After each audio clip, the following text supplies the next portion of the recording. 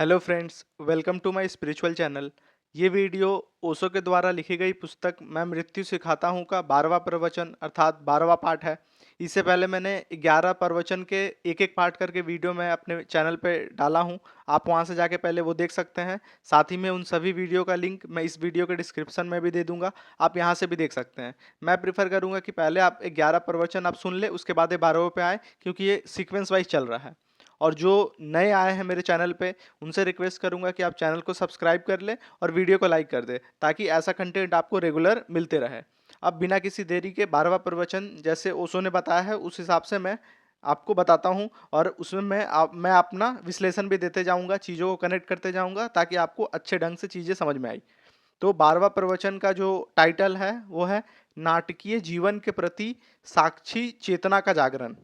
तो ओशो से किसी ने प्रश्न किया, तो ये आपको पता है प्रवचन का स्टार्टिंग क्वेश्चन प्रश्नोत्तरी से होता है कि कोई प्रश्न पूछता है, उसके आंसर बताने के क्रम में ओशो बहुत सारे ज्ञान के बारे में हमें बताते हैं, ज्ञान के प्रकाश से हमें अवगत कराते हैं। तो आज का क्वेश्चन क्या है, ध्यान से सुनिए। पूछते हैं, ओशो मृत्यु में भी जागे रहने के लिए या ध्यान में सचेतन मृत्यु की घटना को सफलतापूर्वक आयोजित करने के लिए शरीर प्रणाली, श्वास प्रणाली, श्वासों की स्थिति, प्राणों की स्थिति, ब्रह्मचर्य, मन शक्ति आदि से संबंधित क्या क्या तैयारियां साधक की होनी चाहिए, इस पर विस्तार से प्रकाश डालने की कृपा करें। तो ये काफ़ी इंपॉर्टेंट क्वेश्चन है, ये सबके मन में होता है। तो ओशो आगे क्या कहते हैं, ओशो का जवाब है, मृत्यु में जागे हुए रहने के लिए सबसे पहली तैयारी दुख में जागे रहने की करनी पड़ती है। साधारणतः जो दुख में ही मूर्छित हो जाता है, उसकी मृत्यु में जागे रहने की संभावना नहीं है। और दुख में मूर्छित होने का क्या अर्थ है, यह समझ लेना चाहिए। तो दुख में जागे रहने का अर्थ भी समझ में आ जाएगा। जब भी हम दुख में होते हैं तो मूर्छित होने का अर्थ होता है दुख के साथ आइडेंटिफिकेशन, दुख के साथ तादात्म्य। जब आपका सिर दुखता है तो ऐसा नहीं लगता है कि सिर कहीं दुख रहा है और आप जान रहे हैं, ऐसा लगता है कि मैं ही दुख रहा हूँ। जब आपको बुखार होता है, शरीर उत्तप्त होता है, तब ऐसा नहीं लगता है कि कहीं शरीर गर्म हो गया है, ऐसा लगने लगता है कि मैं ही गर्म हो गया हूँ। यह है आइडेंटिफिकेशन। एक है, यह है तदात्म्य। जब पैर में चोट लगती है और घाव हो जाता है, तो पैर में चोट लगी है और घाव हो गया है ऐसा नहीं मालूम पड़ता, मुझे चोट लगी है और घाव हो गया है ऐसा मालूम पड़ता है। असल में शरीर के साथ हमारा कोई फासला नहीं, कोई डिस्टेंस नहीं। शरीर के साथ हम एक ही होकर जीते हैं। जब भूख लगती है तो हम ऐसा नहीं कहते हैं कि शरीर को भूख लगी है और मुझे पता चल रहा है, हम ऐसा ही कहते हैं कि मुझे भूख लगी है। अर्थात सबसे पहले इसका सारांश ये है कि हमें सबसे पहले अपने और अपने शरीर के बीच के अंतर को जानना होगा, कि बीमार पड़ने पर जो दर्द होता है, जो पीड़ा होती है, तो हम उस पीड़ा को अपनी पीड़ा ना जानकर इस शरीर की पीड़ा जाने, तो ये पहला स्टेप है। क्योंकि अगर आप उस पीड़ा से आइडेंटिफाई हो जा रहे हैं, तो फिर मृत्यु के समय में जब वो सबसे बड़ी पीड़ा होगी, क्योंकि वहाँ शरीर आपका चेंज होगा, वहाँ पर अपने आप को जागृत अवस्था में रखना काफ़ी मुश्किल हो जाएगा। तो आगे ओशो बताते हैं, सच्चाई यह नहीं है, सच्चाई यह है कि शरीर को भूख लगी है और मुझे पता चल रहा है। मैं तो बोध का बिंदु हूँ, मुझे तो निरंतर पता चल रहा है। पैर में कांटा गड़ा है तो मुझे पता चल रहा है, सिर में दर्द है तो मुझे पता चल रहा है, पेट में भूख है तो मुझे पता चल रहा है। मैं तो चेतना हूँ जिसे पता चल रहा है, मैं भोगता नहीं हूँ, सिर्फ ज्ञाता हूँ, यह तो सत्य है। तो ये बातें काफ़ी ध्यान से समझ लेनी चाहिए कि आप भोक्ता हैं, आप भोक्ता नहीं हैं, आप बस चेतना है। सिर्फ आप दृष्टा भाव से देख रहे हैं कि शरीर को क्या क्या हो रहा है। आप शरीर से आइडेंटिफाई नहीं होंगे कि आप ये हैं। तो ये पहला कदम है इसके तरफ। लेकिन हमारी जो मन स्थिति है वह ज्ञाता की नहीं, भोक्ता की है। जब ज्ञाता भोक्ता बन जाता है, तब वह जानता नहीं बल्कि क्रिया के साथ एक हो जाता है। जब वह दूर साक्षी नहीं रहता, भागीदार बन जाता है, तब आइडेंटिफिकेशन हो जाता है, तब वह एक हो जाता है। यह एक हो जाने ही जागने नहीं देता, क्योंकि जागने के लिए दूरी चाहिए, डिस्टेंस चाहिए, स्पेस चाहिए। आप में और आपके शरीर में वो एक डिस्टेंस चाहिए, तब आप जागे हुए महसूस कर सकते हैं, जागे हुए हो सकते हैं। अगर मैं आपको देख पा रहा हूँ तो इसलिए कि आपके और मेरे बीच में कुछ दूरी है। अगर मेरे और आपके बीच में पूरी दूरी अलग कर दी जाए तो मैं आपको नहीं देख पाऊंगा। आपको देख पाता हूँ क्योंकि मेरे और आपके बीच में जगह है, स्पेस है। अगर बीच का सारा स्थान अलग कर दिया जाए तो फिर मैं आपको देख ना पाऊंगा। इसलिए तो मेरी आंखें आपको देख लेती है, लेकिन खुद मेरी ही आंखें को मेरी आंखें नहीं देख पाती। अगर मुझे स्वयं को भी देखना है तो दूसरा एक दर्पण में दूसरा बनाना पड़ता है और अपने से फासला पैदा करना पड़ता है, तब देख पाता हूँ। दर्पण का मतलब है कि मेरा चित्र अब मेरे से फासले पर है और अब मैं उसे देख लूंगा। दर्पण कुछ भी नहीं करता। दर्पण सिर्फ इतना करता है कि आपके चित्र को आपसे दूरी पर उपस्थित कर देता है। दूरी पर उपस्थित होने की वजह से बीच में स्पेस हो जाता है और आप अपने आप को देख लेते हैं। अर्थात जो मेन फोकस है ओशो का यहाँ पर, कि अपने किसी भी चीज़ को अगर देखना है तो स्पेस क्रिएट करना है। तो उससे बहुत ही अच्छे उदाहरण से ओशो ने समझाया है।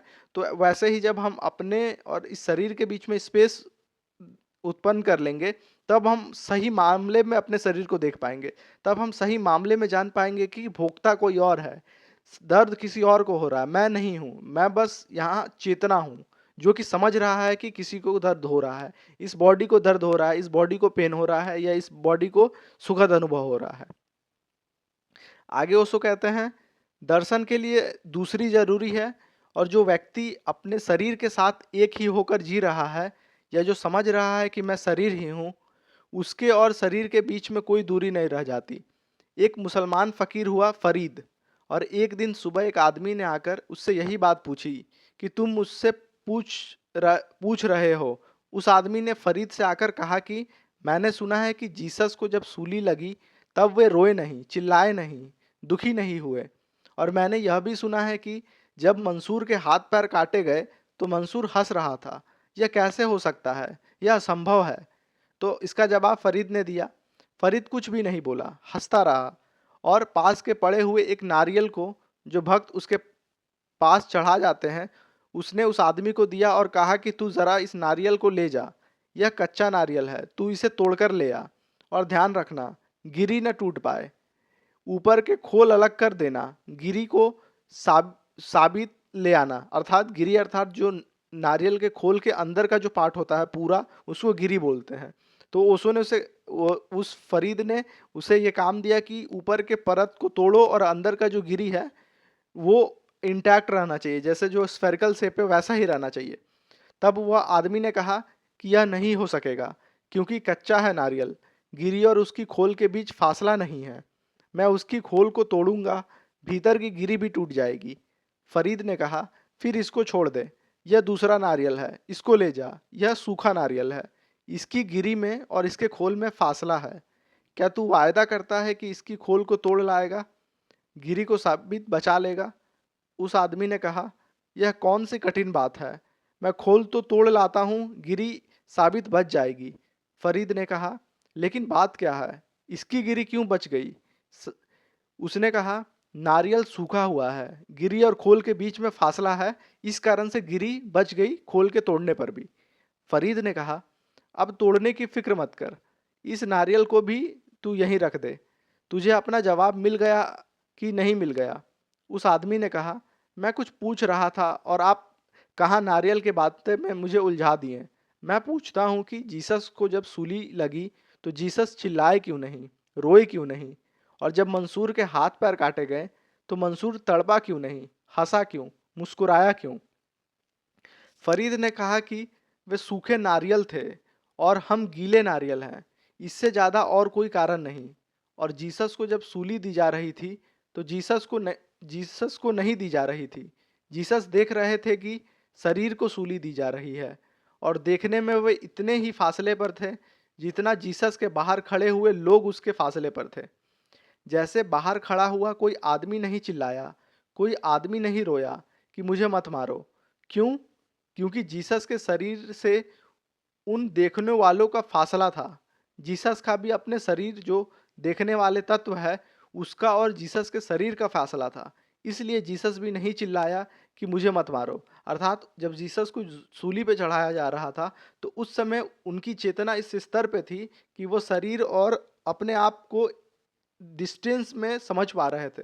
इस कारण से वो शरीर को लेकर बता रहे थे कि इस शरीर से हमारा कोई लेना देना नहीं है, या इस शरीर से हमारा अटैचमेंट नहीं, ये शरीर मैं नहीं हूँ, तो मैं क्यों दुखी हूँ।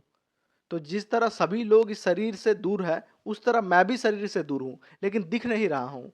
दिख रहा हूँ कि मैं शरीर के द्वारा ही बोल रहा हूँ, लेकिन वास्तविक में मैं शरीर से दूर हूँ जितने दूसरे लोग दूर हैं। तो ये आप समझ लीजिए। दूसरा बताते हैं ओशो कि मंसूर के जब हाथ पैर काटे गए और मंसूर हंसता रहा, और जब किसी ने पूछा कि तुम हंस क्यों रहे हो, तुम्हारे हाथ पैर काटे जा रहे हैं, तो मंसूर ने कहा, अगर मुझे काटा जाता तो मैं रोता, लेकिन मुझे नहीं काटा जा रहा, और जिसे तुम काट रहे हो ना समझो, वह मैं नहीं हूँ, और मैं तुम पर इसलिए हंस रहा हूँ कि जब तुम मेरे शरीर को मंसूर समझकर काट रहे हो, तो तुम दुखी ही मरोगे, क्योंकि तुम अपने शरीर को भी स्वयं समझते रहोगे कि तुम वही हो। तुम मेरे साथ जो कर रहे हो, वह तुम्हारी अपने साथ की गई गलती का ही पुनरुक्ति है। अगर तुम्हें पता चल गया होता कि तुम शरीर से अलग हो, तो शायद तुम मेरे शरीर को काटने की कोशिश न करते, क्योंकि तुम जानते कि मैं तो कुछ और हूँ, शरीर कुछ और है, और शरीर को काटने में मंसूर नहीं कटता। अर्थात मंसूर चिंता फिक्र से अलग है, क्योंकि उसे पता है कि शरीर वो नहीं है। तो सबसे बड़ी तैयारी मृत्यु में जागे हुए प्रवेश करने की, दुख में जागे हुए प्रवेश करना है। अर्थात मृत्यु में जागने से पहले हमें जो पहला स्टेप है, वो है हमें दुख में जागृत रहना, क्योंकि मृत्यु तो बार बार नहीं आती, रोज नहीं आती। मृत्यु तो एक बार आएगी, आप तैयार होंगे तो तैयार होंगे, नहीं तैयार होंगे तो नहीं तैयार होंगे। मृत्यु का कोई रिहर्सल नहीं हो सकता, उसकी कोई पूर्व अभिनय की तैयारी नहीं हो सकती। लेकिन दुख रोज आता है, पीड़ा रोज आती है। पीड़ा और दुख में हम तैयारी कर सकते हैं, और ध्यान रहे, अगर पीड़ा और दुख में तैयारी हो गई, तो मृत्यु में वह तैयारी काम आ जाएगी। इसलिए दुख को सदा ही साधक के स्वागत में स्वीकार किया गया है। इसका और कोई कारण नहीं है। इसका कारण यह नहीं है कि दुख शुभ है, इस उसका कारण सिर्फ यह है कि दुख उसे अवसर बनाता है स्वयं को साधने का। इसलिए साधक ने सदा ही दुख के लिए भी परमात्मा को धन्यवाद ही दिया है, क्योंकि दुख के क्षणों में वह अपने शरीर से दूर होने के लिए एक अवसर पाता है, एक मौका पाता है। और ध्यान रहे, सुख के क्षण में यह साधना जरा मुश्किल है, दुख के क्षण में जरा आसान है। क्योंकि सुख के क्षण में तो हमारा मन ही नहीं करता कि शरीर से जरा भी दूर हो जाए। शरीर तो सुख के क्षण में बहुत प्यारा मालूम पड़ता है। शरीर से तो मन होता है शरीर के क्षण में भी हम इंच भर फासले पर भी ना हो। सुख के क्षण में हम शरीर के बहुत निकट सरक आते हैं। इसलिए सुख का खोजी अगर शरीरवादी हो जाता है, तो कोई आश्चर्य नहीं है, और निरंतर सुख की खोज में लगा हुआ व्यक्ति अगर अपने को शरीर ही समझने लगता है, तो कोई आश्चर्य नहीं है, क्योंकि सुख के क्षण में वह सूखे नारियल की जगह गीली नारियल होने लगता है, फासला कम होने लगता है। तो वहाँ से दोनों के बीच में फासला कम हुआ, तो वहाँ से मृत्यु के समय या दुख के समय अपने आप को अलग कर पाना मुश्किल होगा। तो आगे उसको कहते हैं, दुख के क्षण में तो मन होता है कि हम शरीर ना होते तो अच्छा। जब सिर में दर्द होता है और पैर में चोट लगती है, तो शरीर दुखता है।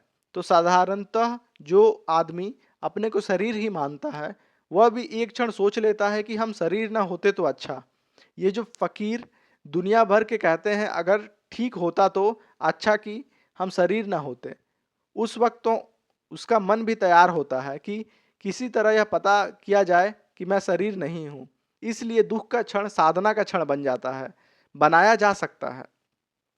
लेकिन हम क्या करते हैं, साधारणतः हम दुख को भूलने में की कोशिश करते हैं। एक आदमी को तकलीफ है तो शराब पी लेगा, एक आदमी को दुख है तो सिनेमा में जाकर बैठ जाएगा, एक आदमी को दुख है तो भजन कीर्तन करके भूलने की कोशिश करने लगेगा। ये अलग अलग तरकीबें हैं। कोई शराब पीता है, कहना चाहिए कि यह एक तरकीब है, तो कोई भजन कीर्तन करके इसे भुलाने की कोशिश करता है। कोई सिनेमा देखता है, या दूसरी तरकीब है। कोई जाकर संगीत सुनकर बैठ जाता है, या तीसरी तरकीब है। कोई सांझ मंजीरा पीटकर भजन में लीन हो जाता है, या चौथी तरकीब है। हजार तरकीबें हो सकती हैं। धार्मिक हो सकती हैं, अधार्मिक हो सकती है, सेकुलर हो सकती है, रिलीजियस हो सकती है। यह सवाल बड़ा नहीं है, लेकिन भीतर बुनियादी बात एक ही है कि आदमी अपने दुख को भूलना चाह रहा है। वह फॉरगेटफुलनेस की कोशिश में लगा हुआ है, विस्मरण हो जाए। और जो आदमी दुख को विस्मरण करेगा, वह आदमी दुख के प्रति जाग नहीं सकता, क्योंकि जिस चीज को हम भुला देते हैं उसके प्रति जागेंगे कैसे? जाग सकते हैं उस चीज के प्रति जिसके प्रति हमारा दृष्टिकोण रिमेम्बरिंग का है, स्मरण का है। अर्थात अगर किसी भी चीज को हमें भुलाना है तो उस चीज को सबसे पहले जानना होगा। किसी भी चीज पर विजय प्राप्त करनी है तो उस चीज को सही से जानना होगा। जब तक हम लोग भागते रहेंगे तब तक उस चीज पर हम विजय प्राप्त नहीं कर पाएंगे, कंट्रोल नहीं कर पाएंगे। तो यही ओशो बताना चाह रहे हैं। इसलिए दुख के प्रति स्मरण ही दुख को जान जगाता है। जब आप दुख में हो तो इसको एक अवसर समझे और अपने दुख के प्रति पूरी स्मृति से भर जाएं। बड़े अद्भुत अनुभव होंगे जब आप दुख के प्रति पूरी स्मृति से भरेंगे और दुख को देखेंगे। भागेंगे नहीं दुख से। पैर में दर्द है, चोट लग गई है, गिर गए हैं आप। तब आंख बंद करके जरा भीतर दर्द को खोजने की कोशिश करें कि वह कहाँ है। उसे पिन पॉइंट, उसे ठीक एक जगह पकड़ने की कोशिश करें कि वह दर्द कहाँ है। क्योंकि आप बड़े हैरान होंगे कि जितनी जगह दर्द होता है उसे बहुत ज़्यादा बड़ी जगह पे आप उसको फैला देते हैं। उतनी जगह होता नहीं जितना आप उसको फैला देते हैं। आदमी अपने दुखों को बहुत एग्जैजरेट करता है, मतलब बहुत बढ़ा चढ़ा के बोलता है। आदमी अपने दुखों को बहुत अतिशय मान लेता है, बड़ा मान लेता है। आदमी अपने दुखों को बहुत बढ़ा चढ़ा कर स्वीकार करता है जितना वो होता नहीं है। इसके पीछे भी वही शरीर की एक मानना का, कारण है, अर्थात शरीर को खुद मानना कारण है। दुख तो होता है दिए की तरह, जैसे दिए की फ्लेम होती है, लेकिन अनुभव हम करते हैं प्रकाश की तरह। जैसे दिए के प्रकाश सब तरफ फैल जाता है, होता है दुख फ्लेम की तरह, ज्योति की तरह, एक बहुत छोटी जगह में, पर हम अनुभव करते हैं प्रकाश की तरह, बहुत दूर तक फैला हुआ। अर्थात दुख छोटा होता है और उसका अनुभव, उसका स्मरण बहुत बड़ा हो जाता है। तो जब आप अपने दुख को आंख बंद करके भीतर से खोजने की कोशिश करेंगे, और ध्यान रहे हमने शरीर को, अपने शरीर को भी सदा बाहर से ही जाना है, भीतर से नहीं जाना है। अगर हम अपने शरीर को भी जानते हैं तो ऐसा जैसे दूसरे जानते हैं। अगर मैंने इस हाथ को भी देखा है कभी तो बाहर से ही देखा है। इस हाथ की भीतरी हिस्से भी हैं। जैसे इस मकान को मैं बाहर से देखकर चला जाऊं तो यह मकान का बाहरी हिस्सा है। इस मकान की दीवारें का भीतरी हिस्सा भी है। दर्द की घटना घटती है भीतरी हिस्सों पर। दर्द का बिंदु होता है भीतरी हिस्सों पर, और दर्द के फैलाव का विस्तार होता है बाहरी हिस्सों पर। दर्द की ज्योति तो होती है भीतर और दर्द के प्रकाश होता है बाहर। चूंकि हम अपने शरीर को बाहर से ही देखते रहते हैं, इसलिए बहुत फैला हुआ मालूम पड़ता है। शरीर को भीतर से देखने की चेष्टा बड़ी अद्भुत बात है। आंख बंद कर लें और शरीर को भीतर से फील और एहसास करने की कोशिश करें कि शरीर भीतर से कैसा है। इस शरीर की भीतरी दीवार भी है और इस शरीर की भीतरी खोल भी है। इस शरीर का भीतरी छोर भी है। उस भीतरी छोर को आंख बंद करके निश्चित ही अनुभव किया जा सकता है। अपने अपने हाथ को उठाते हुए देखा है। आंख बंद करके हाथ को नीचे से ऊपर ले जाएं, तब आप हाथ के भीतर जो उठने की क्रिया हो रही है उसको देख पाएंगे। आपने भूख को बाहर से अनुभव किया है। आंख बंद कर ले और भूख को भीतर से अनुभव करें, तब आप उसे पहली दफे भीतर से पकड़ पाएंगे। तो ये कुछ कुछ छोटे छोटे उपाय बता रहे हैं ओशो कि आप इस छोटे छोटे स्टेप करके धीरे धीरे इस स्थिति में पहुंच सकते हैं जहां आप अपने और अपने शरीर के बीच में अंतर को महसूस कर सकें। तो ये छोटे छोटे स्टेप है। आगे बताते हैं ओशो। शरीर के दुख को भीतर से पकड़ते ही दो घटनाएं घटती है। एक तो जितना बड़ा मालूम पड़ता है उतना बड़ा नहीं रह जाता, तत्काल छोटे से बिंदु पर केंद्रित हो जाता है। और जितने जोर से इस बिंदु पर आप एकाग्रता करेंगे उतना ही पाएंगे यह बिंदु और छोटा होता जा रहा है, और छोटा होता जा रहा है, और एक बड़े आश्चर्य की घटना घटती है। जब बिंदु बहुत छोटा हो जाता है तो अचानक आप पाते हैं कि वह कहीं खो गया, कभी दिखने कभी दिखाई पड़ने लगा, कभी खो गया, कभी दिखाई पड़ने लगा। ये फ्लक्चुएट करने लगता है, बीच में गैप पड़ना शुरू हो जाते हैं, और जब वो खो जाता है तब आप बहुत हैरान होते हैं कि दर्द अब कहाँ है। वह कई दफ़ा मिस हो जाता है। वह इतना छोटा हो जाता है कि बिंदु की कई बार चेतना जब उसे खोजती है तो पाती है कि है ही नहीं। जैसे मूर्छा में दर्द फैलता है, वैसी चेतना में दर्द सिकुड़ जाता है, छोटा हो जाता है। एक तो यह अनुभव होगा कि दर्द हमने जितने अनुभव किए, उतने हमने जितने दुख भोगे उतने दुख थे ही नहीं। जितने दुख हमने भोगे हैं उतने दुख थे ही नहीं। हमने दुखों को बहुत बड़ा करके भोगा है। ठीक यही बात सुख के संबंध में भी सच है। जितने सुख हमने भोगे हैं वे भी थे नहीं, सुखों को भी हमने बहुत बड़ा करके भोगा है। अगर हम सुख को भी स्मरण पूर्वक भोगे तो हम पाएंगे कि वह भी बहुत छोटा हो जाता है। अगर हम दुख को भी स्मरण पूर्वक भोगे तो पाएंगे कि वह भी बहुत छोटा हो जाता है। जितना होश हो उतना सुख और दुख सिकुड़ कर बहुत छोटे हो जाते हैं। इतने छोटे हो जाते हैं कि बहुत गहरे अर्थों में मीनिंगलेस हो जाते हैं। असल में उसका अर्थ उसके विस्तार में नहीं, वह पूरी जिंदगी के को घेरे हुए मालूम पड़ते हैं। लेकिन जब हम बोधपूर्वक उनको देखा जाए तो छोटे होते होते इतने अर्थहीन हो जाते हैं कि जिंदगी से उनका कुछ लेना देना नहीं रह जाता।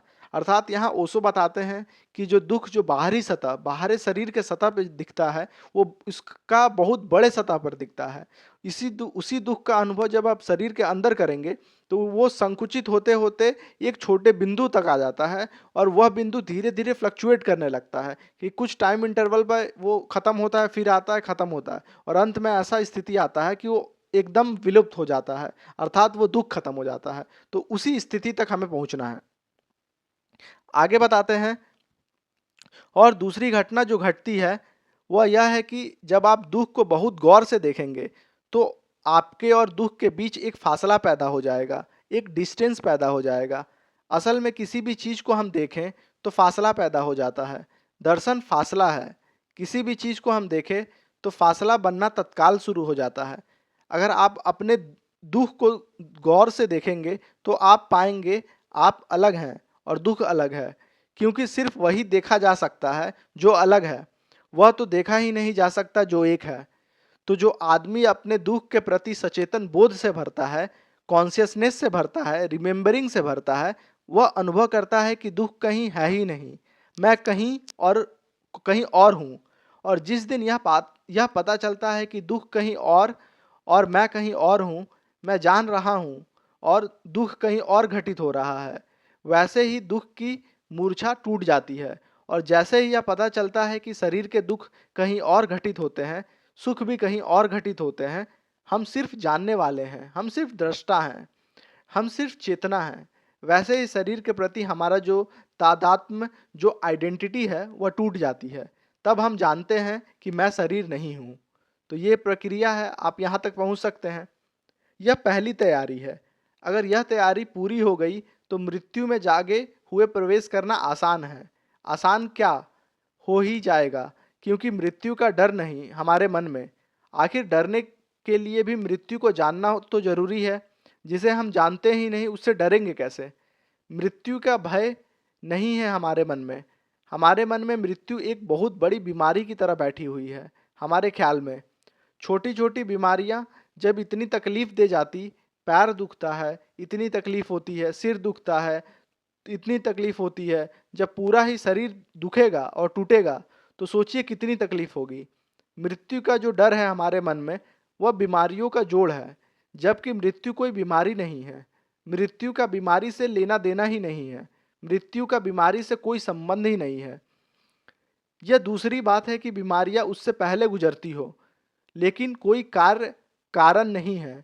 यह दूसरी बात है कि बीमारी के बाद एक आदमी मर जाता है, लेकिन बीमारी से कोई मरता है, इस गलती में पड़ने की कोई ज़रूरत नहीं है। सच्चाई शायद उल्टी है। चूंकि कोई आदमी मरने के करीब पहुंच जाता है, इसलिए बीमारी को पकड़ लेता है। बीमारी से कोई नहीं मरता, मरने की वजह से बीमारियां पकड़ना शुरू कर देता है। मरना करीब आ जाता है तो वह कमज़ोर हो जाता है। मौत करीब आ रही है तो उसकी बीमारी को पकड़ने की रिसेप्टिविटी बढ़ जाती है। ग्राहक हो जाता है, वह बीमारियों को खोजने लगता है। यही आदमी अगर जिंदा के करीब होता तो यही बीमारी उसको प्रभावित ना कर पाती, हो सकता है इसको पकड़ भी ना पाती। क्या आपको पता है कि आपके मन के क्षण होते हैं जब आप बीमारियों के लिए ज़्यादा ग्रहणशील होते हैं, और ऐसे क्षण होते हैं जब आप ग्रहणशील नहीं होते। उदास, निराशा से आदमी बीमार के प्रति ग्रहणशील हो जाता है। आशा से भरा हुआ आदमी बीमार के प्रति अग्रहणशील हो जाता है। बीमारी भी आपके बिना स्वीकार किए एकदम प्रवेश नहीं करती, आपकी आंतरिक स्वीकृति चाहिए। अर्थात इसलिए हमें कहा जाता है कि हमें हमेशा पॉजिटिव रहना चाहिए और किसी भी बीमारी को लेकर हमें पॉजिटिव मूव लेना चाहिए। अगर आपको कोई सीरियस भी बीमारी है और आप उसका दवा भी कर रहे हैं तो आप मन में ये सोच के रखिए कि मुझे बीमारी नहीं है, और उस पॉजिटिव नेचर से आप काम करते रहिए। आप देखिए वो दवा भी अच्छी तरीक़ा से काम करना स्टार्ट कर देगा और काफ़ी जल्दी आप बहुत रैपिडली आप अपनी बीमारियों से छुटकारा पाएंगे, बिकॉज आप रिसेप्टिविटी खो रहे हैं बीमारियों को एक्सेप्ट करने का। ठीक है, आगे उसको कहते हैं, इसलिए जिनके चित्त सुसाइडल हैं, जिनके चित्त आत्मघाती हैं, उनको कितनी ही औषधियाँ दी जाए उनके स्वस्थ नहीं किया जा सकता, क्योंकि औषधियों को उनका चित्त ग्रहण नहीं करता और बीमारियों को उनका चित्त खोज करता है, निमंत्रण दे आता है बीमारियों की कि आओ, और औषधियों के लिए बहुत सख्त दरवाजे बंद कर लेता है। नहीं, बीमारी के कारण कोई भी नहीं मरता, मरने के कारण बीमारी के प्रति ग्रहणशील हो जाना है। इसलिए बीमारी पहले घटती है और मौत पीछे आती है। तो हमने सोचा है कि जो पहले घटता है वो होता है कॉज, और जो पीछे घटता है वो होता है इफेक्ट। इसलिए गलती हो जाती है। कॉज बीमारी नहीं है, कॉज मौत ही है, कारण मौत ही है, और बीमारी तो सिर्फ इफेक्ट है। मृत्यु का डर हमारे मन में बीमारी का डर है। हम सारी बीमारियों को जोड़कर मृत्यु के डर को निर्मित करते हैं। एक दूसरा, हमने जितने लोगों को मरते देखा है उन सबको हमने मरते नहीं देखा, हमने सिर्फ बीमार होते देखा है। मरते तो हम किसी को देख भी नहीं सकते। मरने की घटना तो अत्यंत आंतरिक है, उसमें कोई भी गवाह नहीं हो सकता। अगर आप कभी गवाही दे कि मैंने फला आदमी को मरते देखा, तो थोड़ा सोच कर देना, क्योंकि मरते देखना बहुत मुश्किल मामला है। आज तक पृथ्वी पर हुआ नहीं, किसी ने किसी को मरते नहीं देखा। इतना ही देखा है कि आदमी बीमार हुआ और पता चला कि अब जीता नहीं है। बाकी मरता हुआ किसी ने किसी को नहीं देखा कि कब मर गया, किस क्षण मर गया, और मरने की प्रक्रिया में क्या हुआ, हमें इसका कुछ पता नहीं है। हमने सिर्फ जीवन से छूटते देखा है। हमने एक नाव को दूसरी तट से लगते नहीं देखा, सिर्फ एक तट से छूटते देखा है। हमने जीवन के तट से एक चेतना को हटते देखा है, और एक सीमा के बाद वह चेतना हमें दिखाई नहीं पड़ती, और जो शरीर रह जाता है हमारे हाथ में, वह वैसा ही नहीं रह जाता जैसा कल था, जीवित था। तो हम सोचते हैं कि मर गया। मरना एक अनुमान है, इन्फरेंस है, वह एक घटना नहीं है जो प्रत्यक्ष हुई हो। अब यह जो हमने सब में बीमारियां देखी हैं, मरते समय एक आदमी को पीड़ा देखी है, उसके हाथ पैर को सिकुड़ते देखा है, उसकी आंखें को चढ़ते देखा है, उसके चेहरे का विकृत होना देखा है, उसके शरीर की तड़पन देखी है, उसके होठों का बंद हो जाना देखा है, उसके दांतों का भींच जाना देखा है कि शायद वह कुछ कहना चाहता था, कहीं नहीं कह पाता है। वह सब हमने देखा है। उस सब का जोड़ है हमारे पास, वह हमारे कलेक्टिव माइंड का हिस्सा हो गया है। हजार लाखों वर्षों में हमने मरता हुआ जो कुछ भी देखा है वह सब इकट्ठा कर लिया गया, उसी से हम भयभीत हैं। हम भी भयभीत हैं कि जब मैं मरूंगा तो यही सब मुसीबत होगी, और इसलिए आदमी ने बड़ी होशियारी की तरकीबें निकाली है। उसने मृत्यु के तत्व को जीवन के विचार के बाहर कर दिया। मरघट हम गांव के बाहर इसलिए बनाते हैं कि हमें बार बार ये याद ना आए, अन्यथा होना चाहिए गांव के बीच में ही, क्योंकि जीवन में जितनी सर्टेनिटी मौत की है उतनी और किसी की भी चीज़ नहीं है। बाकी सब चीज़ें अनिश्चित है, मतलब मृत्यु जितना निश्चित है उससे ज़्यादा निश्चित कुछ भी नहीं। हो भी सकती है न भी हो, एक ही चीज निश्चित है, उसकी बाबत भरोसा किया जा सकता है, वह है मौत, जो सबसे ज्यादा सर्टेन है, जिस पर डाउट नहीं किया जा सकता, क्योंकि वो हर इंसान, हर जीवित प्राणी के साथ वो होगा ही। ईश्वर पर संदेह किया जा सकता है, आत्मा पर संदेह किया जा सकता है, जीवन पर संदेह किया जा सकता है, लेकिन मृत्यु पर संदेह करने के कोई उपाय नहीं है। वह है जो एकदम सुनिश्चित है, उसे हमने गांव के बाहर किया हुआ है। अगर रास्ते पे कोई अर्थी निकलती है तो माँ अपने बेटे को भीतर बुला लेती है, बच्चे को बच्चे को कहती है भीतर आ जाओ, कोई मर गया है। तब कोई मर गया है, तब उसको बाहर ले आना चाहिए, क्योंकि जीवन का एक बड़े से बड़ा तथ्य बाहर से गुजर रहा है, यह उसकी जिंदगी से गुजरेगा, उसे झुठलाने की कोई जरूरत नहीं है। लेकिन इस इतने भयभीत है मौत से कि वह बात ही नहीं उठानी चाहिए। मतलब हम लोग इतने भयभीत हैं मौत से कि उस बात को हमेशा उससे दूर रहना चाहते हैं, ना अपने बच्चों को दिखाना चाहते, उसका सामना ही नहीं करना चाहते, उसके जितने भी प्रति चिन्ह है उसे भी अपने से दूर रखना चाहते हैं। डेली जो हम आसपास कार्य करते हैं उससे दूर रखना चाहते हैं। ओशो कहते हैं कि मैंने सुना है एक सन्यासी के पास एक बूढ़ी औरत मिलने आई और वह स्त्री उनसे बात करने लगी और कहने लगी, आत्मा तो निश्चित ही अमर है। बूढ़े लोग अक्सर आत्मा की अमरता की बातें करने लगते हैं, मरने के डर के कारण, और कोई कारण नहीं होता।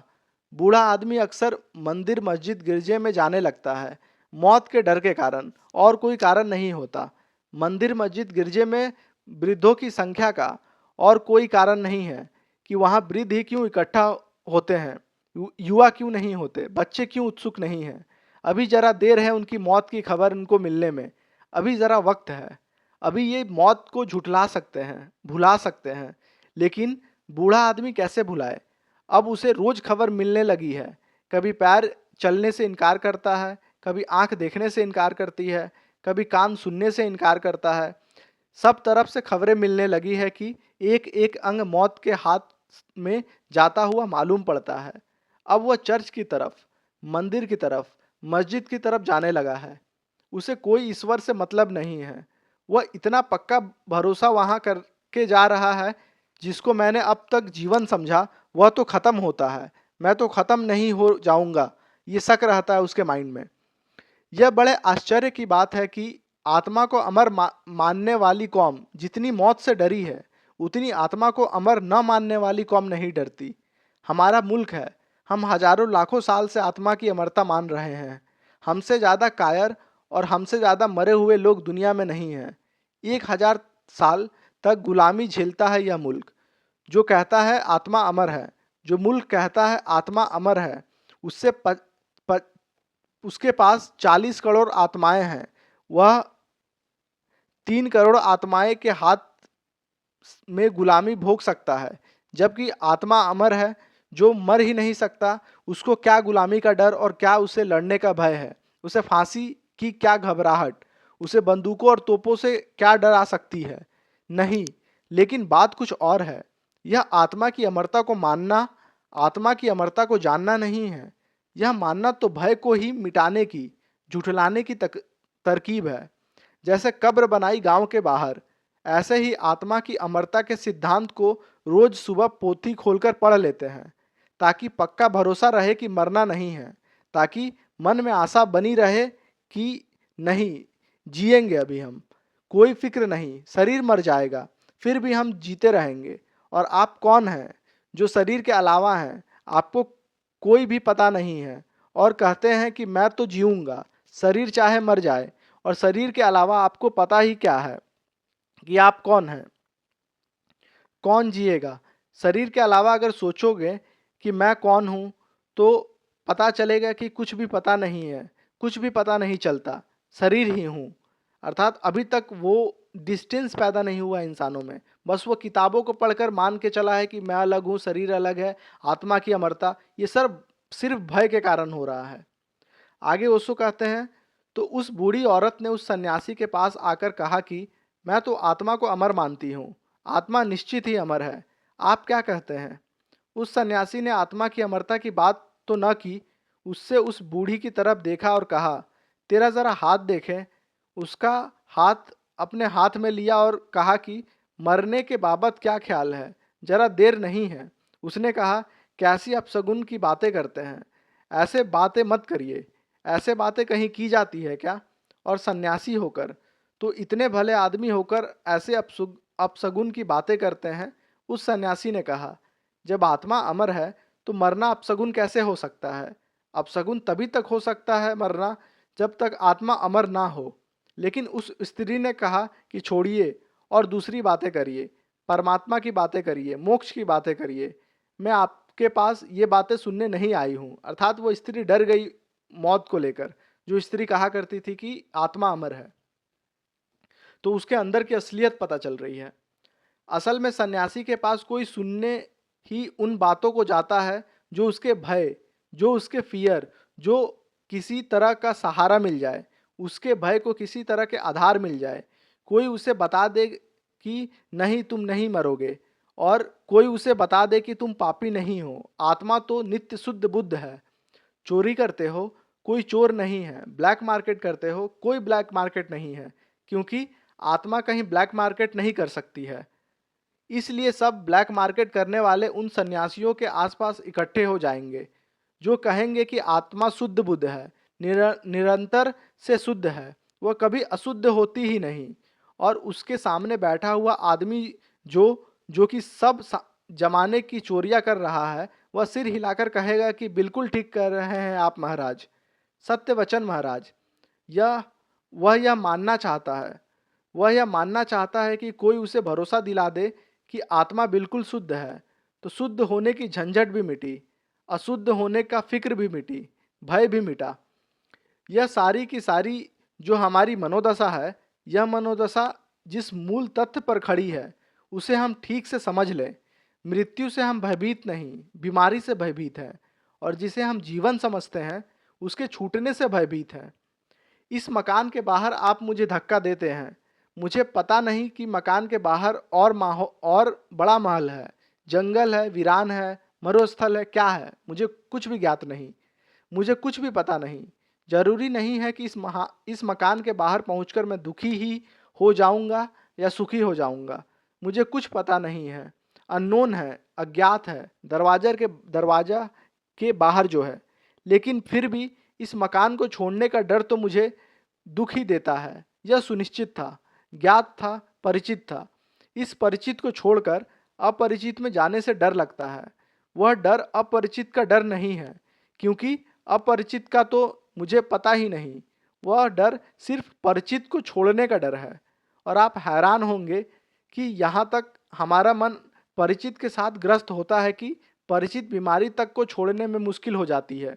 परिचित दुख को भी छोड़ना मुश्किल पड़ता है। अधिकतर डॉक्टर आपकी बीमारी को शायद ही ठीक करते हों, सिर्फ आपको बीमारी छोड़ने के लिए राजी करते हैं।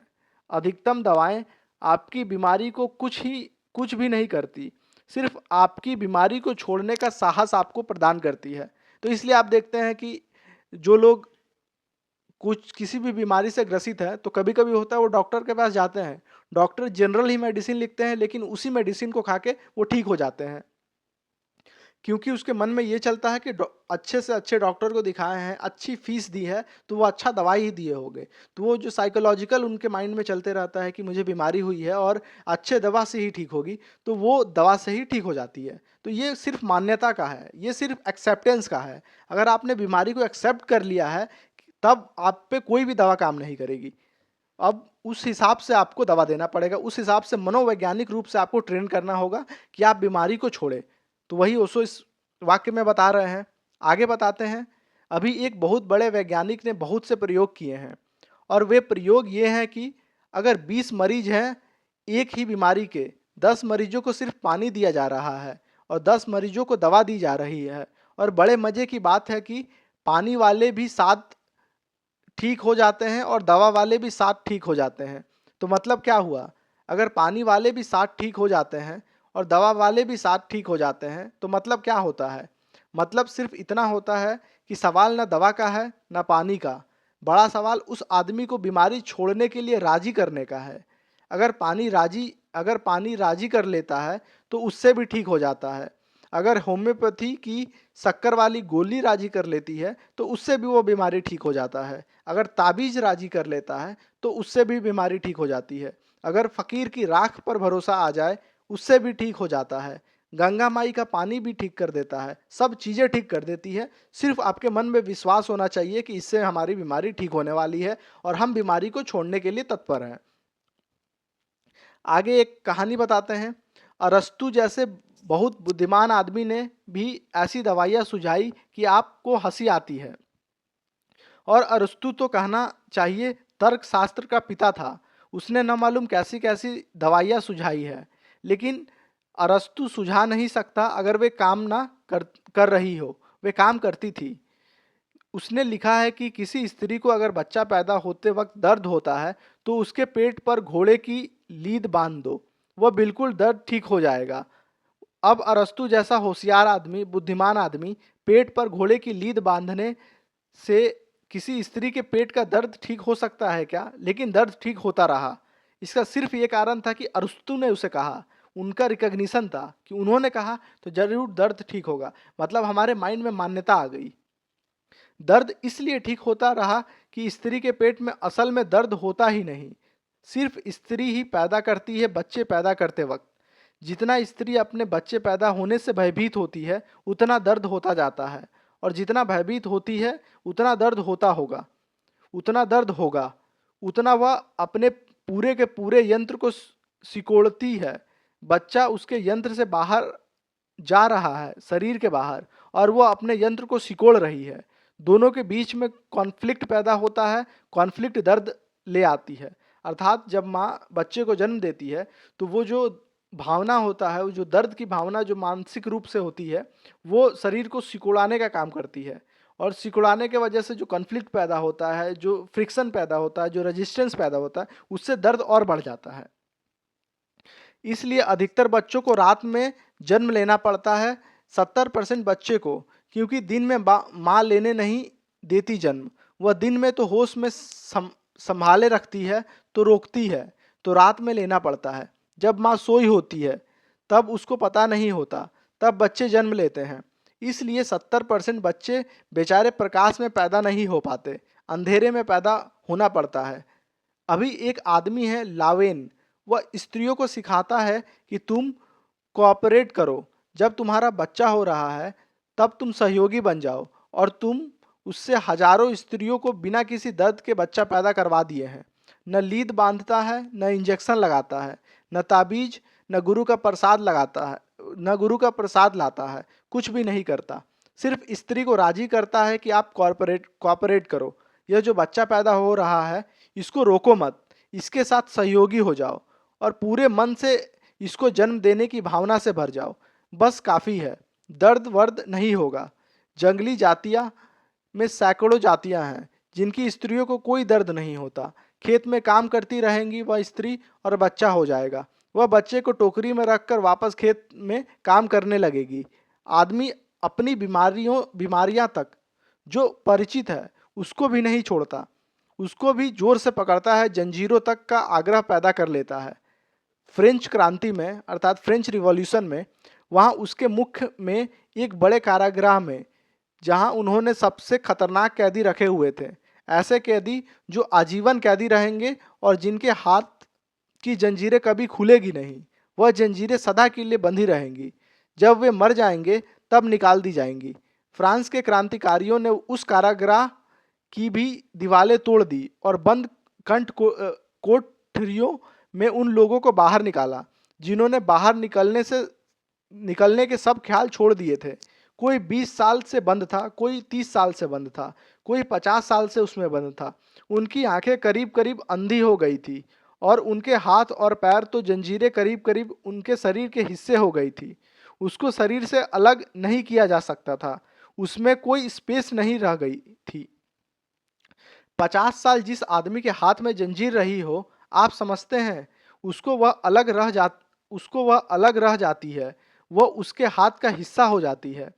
वह यह भूल ही जाता है कि यह अलग है, और उसकी भी उसी तरह साथ संभाल करता है जैसे अपने हाथ की करता है। वो जंजीर को अपने हाथ का एक अंग मान लेता है। अगर उस जंजीर पर भी कचरा लग जाए तो उसको भी साफ करता है, जैसे हाथ पर करता है। रोज सुबह उठकर जंजीर की भी सफाई करता है और चमकाता है, जैसे अपने शरीर को चमकाता है। और जो जिंदगी भर साथ रहनी है, बात ही खत्म हो गई। जब उन कैदियों की क्रांतिकारियों ने जंजीर तोड़ी तो उनमें से अनेक कैदियों ने इनकार कर दिया कि आप यह क्या कर रहे हैं, हमें बाहर अच्छा नहीं लगेगा। लेकिन क्रांतिकारी जिद्दी होते हैं, और कभी और अभी तक क्रांतिकारियों को बुद्धि नहीं आई। अभी तक कहीं नहीं आई दुनिया के क्रांतिकारियों को बुद्धि की आदमी के साथ जिद से कुछ भी नहीं किया जा सकता। वह फिर नई तरह के जंजीरें डाल लेगा अगर जबरदस्ती तोड़ दोगे तुम। उन्होंने उनकी जंजीरें जबरदस्ती तोड़ दी और कैदियों को जेल खाने से बाहर कर दिया। यह इतनी आश्चर्य की घटना है कि सांझ होते होते आधे के आधे कैदी वापस लौट आए और उन्होंने कहा कि बाहर हमें अच्छा नहीं लगता, बिना जंजीरों के तो हमें ऐसा लगता है कि जैसे हम नंगे घूम रहे हैं। स्वभावतः जिस स्त्री ने बहुत से सोने के गहने पहने हों, उसके गहने उतार लो, उसको लगेगा वह नग्न घूम रही है। शरीर में वजन ही नहीं है, लगेगा कि आपके पास कुछ है ही नहीं, शरीर में कुछ कमी हो गई। उन्होंने कहा कि हमारी जंजीरें हमें वापस दे दो। हम दोपहर को सो भी ना सके, क्योंकि उन जंजीरों के बिना सो कैसे सकते हैं। तो इसमें एक मैं फिल्म का उदाहरण दूंगा। एक फिल्म आप देखिएगा, शॉशैंक रिडेम्पशन, जो कि हॉलीवुड की फिल्म है। वहाँ पर एक व्यक्ति लगभग 30-40 साल तक जेल में रहता है, आजीवन कारावास झेलता है। उसके बाद उसे निकाला जाता है।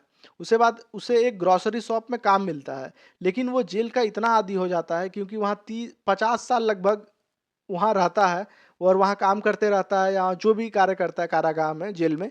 तो उसके बाद जब उसे बाहर निकाला जाता है तो कुछ ही महीना में वो सुसाइड कर लेता है, क्योंकि अब उसका जो दिन का व्यवहार है, उसका जो आचरण है, उसका जो रहन सहन है, उस जेल के तरह ढल गया था। तो इसे बाहर में उसे अच्छा नहीं लग रहा था। तो इसी तरह ये जो ओशो बताना चाह रहे हैं वो सेम वहाँ डिपिक्ट हो रहा है उस फिल्म में। आप जाके देख सकते हैं, शॉशैंक रिडेम्पशन नाम है मूवी का, आप देख सकते हैं।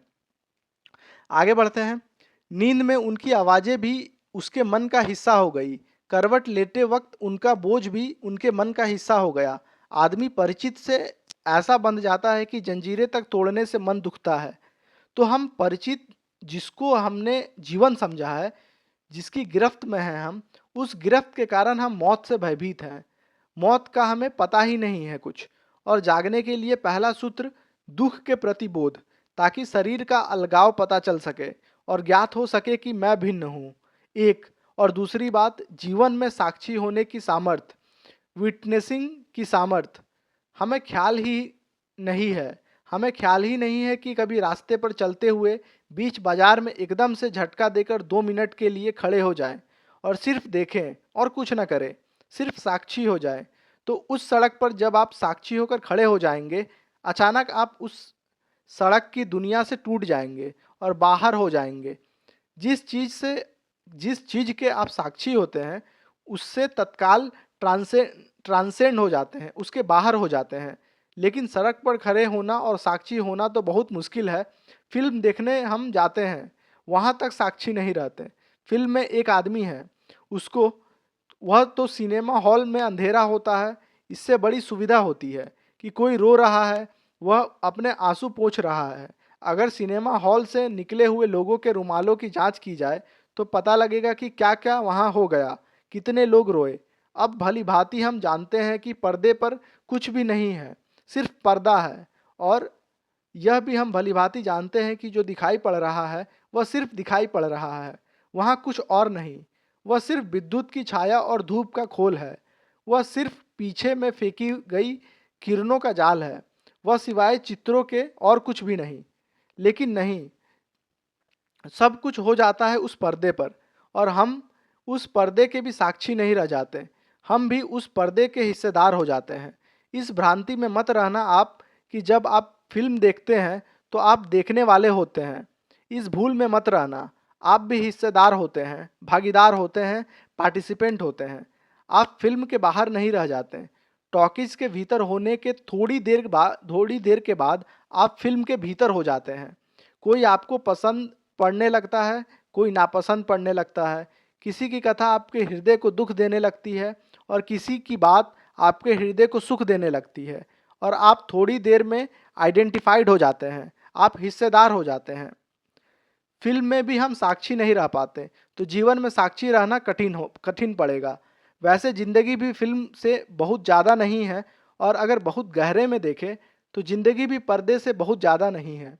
और अगर बहुत गहरे में देखें तो जिस भांति किरणों का जाल फिल्म के पर्दों पर प्रकट है, उसी तरह विद्युत का जाल जिंदगी में भी प्रकट हुआ है। यह सब भी सघन विद्युत का जाल है, यह सब भी इलेक्ट्रॉन्स का बड़ा खेल है। अगर आपके शरीर को सब तरह से तोड़ फोड़ कर पता लगाया जाए तो आखिर के सिवाय विद्युत कण के और कुछ नहीं मिलता। अगर इस दीवार को तोड़ फोड़ कर आखिरी इसको बनाने वाले तत्व खोजा जाए तो विद्युत के सिवाय कुछ नहीं मिलेगा। तो बहुत फर्क क्या है फिल्म के पर्दे में और इसमें फर्क क्या है? फिल्म के पर्दे पर भी विद्युत के ही किरणों का या करणों का खेल है और शरीर में भी वही। हाँ, वह जरा 2 डायमेंशनल है तो 3 डायमेंशनल हो गया। शरीर का जो खेल है उसमें ऐसी कोई बहुत तकलीफ नहीं है, उसमें और कुछ डायमेंशन की कमी है तो वह पूरी हो जाएगी। जिस भांति आप दिखाई पड़ रहे हो मुझे, ठीक उसी भांति किसी दिन फिल्म के पर्दे भी दिखाई पड़ सकेंगे। और इससे भी क्या बहुत दूर अड़चन लगेगी कि फिल्म के पर्दे के पास एक एक्टर उतरकर हाल में घूम जाए, इसमें बहुत देर नहीं लगेगी। ट्रैकिंग के विकास की थोड़ी सी बात है, टेक्निक और टेक्नोलॉजी के बारे में बता रहे हैं, इसकी विकास की थोड़ी सी बात है कि जो 2D से 3D भी हो जाएगी, क्योंकि ये पुस्तक काफ़ी पहले लिखी गई है तो उस समय 3D नहीं आया था, तो अभी 3D आया है तो उस हिसाब से आप कनेक्ट कर सकते हैं। क्योंकि जब 3 डायमेंशनल आदमी पर्दे पर घूम सकता है तो थोड़ा 10 फीट पर्दे को नीचे उतार घुमा जाए तो यह सिर्फ टेक्नोलॉजी से थोड़ी से विकास की बात है। और आपसे जरा हाथ मिला जाए और एक फिल्म अभिनेत्री नीचे उतरकर जरा थपथपा जाए, इसमें बहुत कठिनाइयाँ नहीं हैं। अभी उलट रहा है, फिल्म अभिनेत्री नहीं आती पर्दे पर, आप ही पर्दे पर के भीतर चले जाते हैं और थपथपा आते हैं। इस कष्ट से आपको बचाया जा सकेगा। इसकी मेहनत आपसे करवानी उचित नहीं है। पैसा भी दें और इतनी यात्रा भी करें, आप कुर्सी पर ही बैठे रहें। बाकी ज़िंदगी में क्या है? जब मैं आपके हाथ को अपने हाथ में लेता हूँ तो क्या घटता है? जब मैं आपके हाथ को अपने हाथ में लेकर दबाता हूँ तो आप कहते हैं बहुत प्रेम किया जा रहा है या बहुत दुश्मनी की जा रही है। व्याख्याएं की बात है। हाथ दोनों में दबाए जाते हैं, सिर्फ इंटरप्रेटेंस का फ़र्क है, इंटरफेरेंस का फ़र्क है। और कहना मुश्किल है कि जब हाथ दबाया जा रहा है तो 1 सेकंड के भीतर दोनों बातें हो सकती है। दबाते वक्त शुरू किया गया था प्रेम से और आखिर में दुश्मनी से अलग किया गया। इसमें कोई कठिनाई नहीं है। एक क्षण में इतना सब बदलता है। तो जब मैं आपका हाथ दबा रहा हूँ तो आप कहते हैं प्रेम कर रहा हूँ, लेकिन हो क्या रहा है? वस्तुतः क्या हो रहा है? अगर हमारे दोनों हाथों की जांच की जाए तो क्या हो रहा है? विद्युत के कुछ कण विद्युत के दूसरे कणों पर दबाव डाल रहे हैं और मजे की बात यह है कि आपका और मेरा हाथ किसी भी स्पर्श नहीं कर पाते। बीच में फासला बन जाता है, स्पेस बनी रह जाती, कम हो जाती है, दूर होती है तो दिखाई पड़ती है, कम होती है तो वो दिखाई नहीं पड़ती। जब बहुत कम हो जाती है तो दिखाई नहीं पड़ती। जब दो हाथ एक दूसरे को दबा रहे हैं तब भी दोनों हाथों के बीच में खाली जगह होती है, उसी खाली जगह पर दबाव पड़ता है। आपके हाथ पर दबाव नहीं पड़ता, उस खाली जगह पर दबाव आपके हाथ पर पड़ता है। खाली जगह के दबाव को प्रेम और दुश्मनी समझी जा सकती है। व्याख्याएं हैं, अगर इसको इस साक्षी की तरह देख सके तो बड़ी अद्भुत घटना घटती है। जब कोई अपने हाथ दबा रहा है तो जल्दी से एकदम प्रेम और दुश्मनी मत देखें, सिर्फ हाथ के दबने के साक्षी हो जाएं, तो आप अपनी चेतना में एक अमूल ट्रांसफॉर्मेशन देखेंगे। और जब कोई आपके होठ पर होठ रख रहा है तब आप एक क्षण को प्रेम इत्यादि को भूल जाएं और एक क्षण को सिर्फ साक्षी हो जाएं, तो आपकी चेतना में एक अजीब ही अनुभव होगा जो आपको कभी नहीं हुआ। तब तो हो सकता है आप अपने पर हंस सके। जब तक हम दूसरे पर हंसते हैं तब तक हम साक्षी नहीं हैं। जिस दिन हम अपने पर हंस पाते हैं उस दिन साक्षी हो जाते हैं, उस दिन हम साक्षी होने लगते हैं। इसलिए सारी दुनिया के लोग दूसरे पर हंसते हैं, सन्यासी सिर्फ अपने पर हंसता है। और जो अपने पर हंस सकता है उसे कुछ दिखाई पड़ना शुरू हो गया। दूसरी बात दूसरी बात है साक्षी होना जीवन में कहीं भी किसी भी क्षण। भोजन कर रहे हैं, अचानक एक सेकंड के लिए सिर्फ साक्षी हो जाएं। हाथ को भोजन उठाते देखें, मुंह को भोजन चबाते देखें, पेट में भोजन को जाते देखें। दूर खड़े हो जाएं और सिर्फ देखने लगें, तो आप अचानक पाएंगे कि स्वाद खो गया। तब अचानक आप पाएंगे कि अर्थ और ही हो गया। तब अचानक आप पाएंगे कि भोजन यह आप नहीं कर रहे हैं और आप देख रहे हैं और भोजन किया जा रहा है। मतलब आप खुद और शरीर के बीच में एक डिफरेंस पैदा कर लेंगे। एक बहुत अद्भुत कहानी है कि कृष्ण के गांव के बाहर एक सन्यासी का आगमन हुआ। वर्षा के दिन थे, नदी पूर पर थी, सन्यासी उस पार था। गांव की स्त्रियां जाने लगी भोजन कराने, तो राह में उन्होंने कृष्ण से पूछा कि कैसे पार करें नदी, यह भारी है पूर, मतलब पूरी भरी हुई है नदी, नाव अब लगती नहीं। सन्यासी भूखा है, 2-4 दिन हो गए। खबरें भर आती है उस पार खड़ा है, उस पार तो घना जंगल है, भोजन पहुंचाना जरूरी है, कोई तरकीब बताओ कि हम नदी को पार कर सकें। तो कृष्ण ने कहा कि तुम जाकर नदी से कहना कि अगर सन्यासी के जीवन में कभी भी भोजन न किया हो, सदा उपवास रहा हो, तो नदी राह दे दे। कृष्ण ने कहा था तो स्त्रियों ने मान लिया। वे गई और उन्होंने नदी से कहा कि नदी राह दे दे, सन्यासी अगर जीवन भर का उपवासा है तो हम भोजन लेकर उस पार चली जाएं। कहानी कहती है कि नदी ने राह दे दी। नदी को पार करके उन्होंने सन्यासी को भोजन कराया। वे जितना भोजन लाई थी वो बहुत ज़्यादा था, लेकिन सन्यासी सारा भोजन खा गया। अब जब वे लौटने लगी तब अचानक उसे ख्याल आया कि हमने लौटने की कुंजी तो पूछी नहीं। अब मुश्किल में पड़ गए, क्योंकि तब तो कह दिया था नदी से कि अगर सन्यासी जीवन भर का उपवासा हो, मगर अब तो किस मुंह से कहे कि सन्यासी जीवन भर का उपवासा है। उपवासा कहना भी मुश्किल है। भोजन की साधारण कर भोजन की साधारण करने वाला नहीं है, सारा भोजन कर गया है। जो वो भी लाई थी वह भी साफ कर गया है। वे बिल्कुल खाली हाथ है। उस सन्यासी ने उन्हें मानने की भी तकलीफ नहीं दी कि वो दोबारा उससे कहे कि और ले आओ, और बचा ही नहीं। अब वे बहुत घबरा गई है। उस सन्यासी ने पूछा कि क्यों इतनी परेशान हो, बात क्या है? तो उन्होंने कहा कि हम बड़ी मुश्किल में पड़ गए हैं। हम सिर्फ आने की कुंजी लेकर आए, लौटने की हमें कुंजी पता नहीं। सन्यासी ने कहा, आने की कुंजी क्या थी? उन्होंने कहा, कृष्ण ने कहा था कि नदी पार करना हो तो कहना नदी से कि राह दे दो, अगर सन्यासी उपवासा हो। उस सन्यासी ने कहा, तो फिर इसमें क्या बात है, यह कुंजी फिर भी काम करेगी। जो कुंजी ताला बंद कर सकती है वह खोल भी सकती है, जो खोल सकती है वह बंद भी कर सकती है। फिर उपयोग करो। उन्होंने कहा, लेकिन अब कैसे उपयोग करें? आपने भोजन कर लिया। वह सन्यासी खिलखिलाकर हंसा। उस नदी के तट पर उसकी हंसी बड़ी अद्भुत थी। वे स्त्रियां बहुत परेशान में पड़ गई।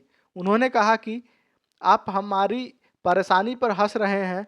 उसने कहा कि नहीं, मैं अपने पर हंस रहा हूँ। तुम फिर से कहो। नदी मेरी हंसी समझ गई होगी, तुम फिर से कहो। और उन स्त्रियों ने बड़े डर और बड़े संकोच और बड़े संदेह से उस नदी से कहा कि अगर यह सन्यासी जीवन भर का भूखा रहा हो, उसका मन ही कह रहा था कि बिल्कुल गलत है यह बात, लेकिन नदी ने रास्ता दे दिया, तो वे बड़ी मुश्किल में पड़ गई। लौटते वक्त जितना बड़ा चमत्कार हुआ था वह जाते वक्त भी नहीं हुआ था। उन्होंने कृष्ण से जाकर कहा कि हद हो गई, हम तो सोचते थे चमत्कार तुमने किया है, लेकिन चमत्कार उस सन्यासी ने किया है। जाते वक्त तो बात ठीक थी, ठीक है, हो गई। लौटते वक्त भी वही हमने कहा और नदी ने रास्ता दे दिया। तो कृष्ण ने कहा, नदी रास्ता देगी ही, क्योंकि सन्यासी वही है जो भोजन नहीं करता है। उन्होंने कहा, लेकिन हम अपने आंखों से उसे भोजन करते देखा है। तो कृष्ण ने कहा, जैसे तुमने उसे भोजन करते देखा है, ऐसे ही वह सन्यासी भी अपने को भोजन करते देख रहा है, इसलिए वह करता नहीं है। अर्थात वह सन्यासी और वो सन्यासी का शरीर, इन दोनों में अंतर है। सन्यासी के शरीर ने भोजन किया है और उसने नदी से क्या कहा कि सन्यासी ने भोजन किया है। तो इन दोनों बातों का अंतर है। एक सामान्य मनुष्य इसे समझ नहीं सकता, क्योंकि उन्हें लगेगा कि सन्यासी और उसका शरीर दोनों तो एक है, क्योंकि वो शरीर से आइडेंटिफाई होगा। लेकिन जब आप शरीर से आइडेंटिफाई होना ही छोड़ देंगे, तब आप पाएंगे कि जब भोजन है वो सन्यासी के शरीर ने किया, सन्यासी ने नहीं किया। इस कारण से दोनों वाक्य सही थी, इसलिए दोनों समय में नदी ने उसका रास्ता दिया। यह कहानी है, कोई नदी के साथ ऐसा करने की कोशिश मत करना, नहीं तो नाहक किसी सन्यासी को फंसा देंगे आप। कोई नदी रास्ता नहीं देगी। लेकिन बात यह ठीक ही है, अगर हम अपने को भी अपनी क्रियाओं के कर्ता की तरह नहीं, दृष्टा की तरह देख पाए सारी क्रियाओं में, तो मरना ही एक क्रिया है, वह आखिरी क्रिया है। और जब तुम जीवन की क्रियाओं में अपने को दूर रख पाए, तो मरते वक्त भी तुम अपने आप को दूर रख पा सकते हो। जब तुम देखोगे कि मर रहा है वही जो कल भोजन करता था, मर रहा है वह कल जो दुकान पर काम करता था, मर वो रहा है जो कल रास्ते पे चलता था, जो कल लड़ता था, झगड़ता था, प्रेम करता था। जब तुम इस एक क्रिया को और देख पाओगे, क्योंकि मरने की क्रिया है, वह प्रेम की थी, वह दुश्मनी की थी, वह दुकान की थी, वह बाजार की थी, वह यह भी एक क्रिया है। अब तुम देख पाओगे कि मर रहा है वही। एक मुसलमान फकीर हुआ, सरमद। सरमद के जीवन में एक बड़ी मीठी घटना है। सरमद पर जैसे ही सदा होता है, उस जमाने में मौलवियों ने एक मुकदमा चलाया। पंडित सदा से ही संत के विरोध में रहा है। सरमद पर एक मुकदमा चलवाया। सम्राट के दरवाजे पर सरमद को बुलवाया गया। मुसलमानों में एक सूत्र है, वह सूत्र यह है कि एक ही अल्लाह और कोई अल्लाह नहीं उसके सिवाय, और एक ही पैगंबर है उसका मोहम्मद। लेकिन सूफी फकीर इनमें से आधा हिस्सा छोड़ देते हैं। वे पहला हिस्सा तो कहते हैं एक परमात्मा के सिवाय और परमात्मा नहीं, दूसरा हिस्सा कि उसका एक ही पैगंबर है मोहम्मद, ये वह छोड़ देते हैं, क्योंकि वे ये कहते हैं कि उसके बहुत पैगंबर हैं। इसलिए सूफियों के खिलाफ सदा ही मुस्लिम थियोलॉजी जो है वह सदा ही सूफियों के खिलाफ रही है। सरमद तो और भी खतरनाक था। वह सूफियों के इस सूत्र को भी पूरा नहीं कहता था, उसमें भी आधा उसमें छोड़ देता था। सूत्र है कि एक ही परमात्मा के सिवाय कोई परमात्मा नहीं। वह सिर्फ इतना ही कहता था कि कोई परमात्मा नहीं, आखिरी हिस्सा ही, मतलब जो पहला हिस्सा कि एक ही परमात्मा है वो भी नहीं कहता था। सिर्फ कहता था आखिरी हिस्सा कि परमात्मा है ही नहीं, कोई परमात्मा नहीं। अब तो यह हद हो गई, मोहम्मद को छोड़ दो, चलेगा। तब तक भी आदमी नास्तिक नहीं हो जाता। सिर्फ इतना है कि मुसलमान नहीं रह जाता, और मुसलमान न रह जाने से कोई धार्मिक नहीं रह जाता, ऐसी कोई बात नहीं। लेकिन यह सरमत के साथ क्या करोगे? यह कहता है कोई परमात्मा नहीं। तो इसे दरबार में ले जाया गया और सम्राट ने पूछा कि क्या तुम सरमत ऐसी बात करते हो कि कोई परमात्मा नहीं? सरमत ने कहा, कहता हूँ। और उसको जोर से दरबार में कहा, कोई परमात्मा नहीं। पर उन्होंने कहा कि तुम नास्तिक हो क्या? तो उसने कहा, नहीं, मैं नास्तिक नहीं हूँ, लेकिन अभी तक मुझे किसी परमात्मा का कोई पता नहीं चला, तो मैं कैसे कहूँ? जितना मुझे पता चला है उतना ही कहता हूँ। इस सूत्र में मुझे आधे का ही पता है, कोई भी कोई परमात्मा नहीं। आधे का मुझे कोई पता नहीं। जिस दिन पता हो जाएगा उस दिन कह दूंगा। और जब तक पता नहीं तब तक झूठ कैसे बोलूँ? और धार्मिक आदमी झूठ तो बोल नहीं सकता। बड़ी मुश्किल खड़ी हो गई। आखिर उसको फांसी की सज़ा दी गई और दिल्ली की जामा मस्जिद के सामने उसकी गर्दन काटी गई। यह कहानी नहीं है। पहली बात, मैंने कही कहानी है, यह कहानी नहीं है।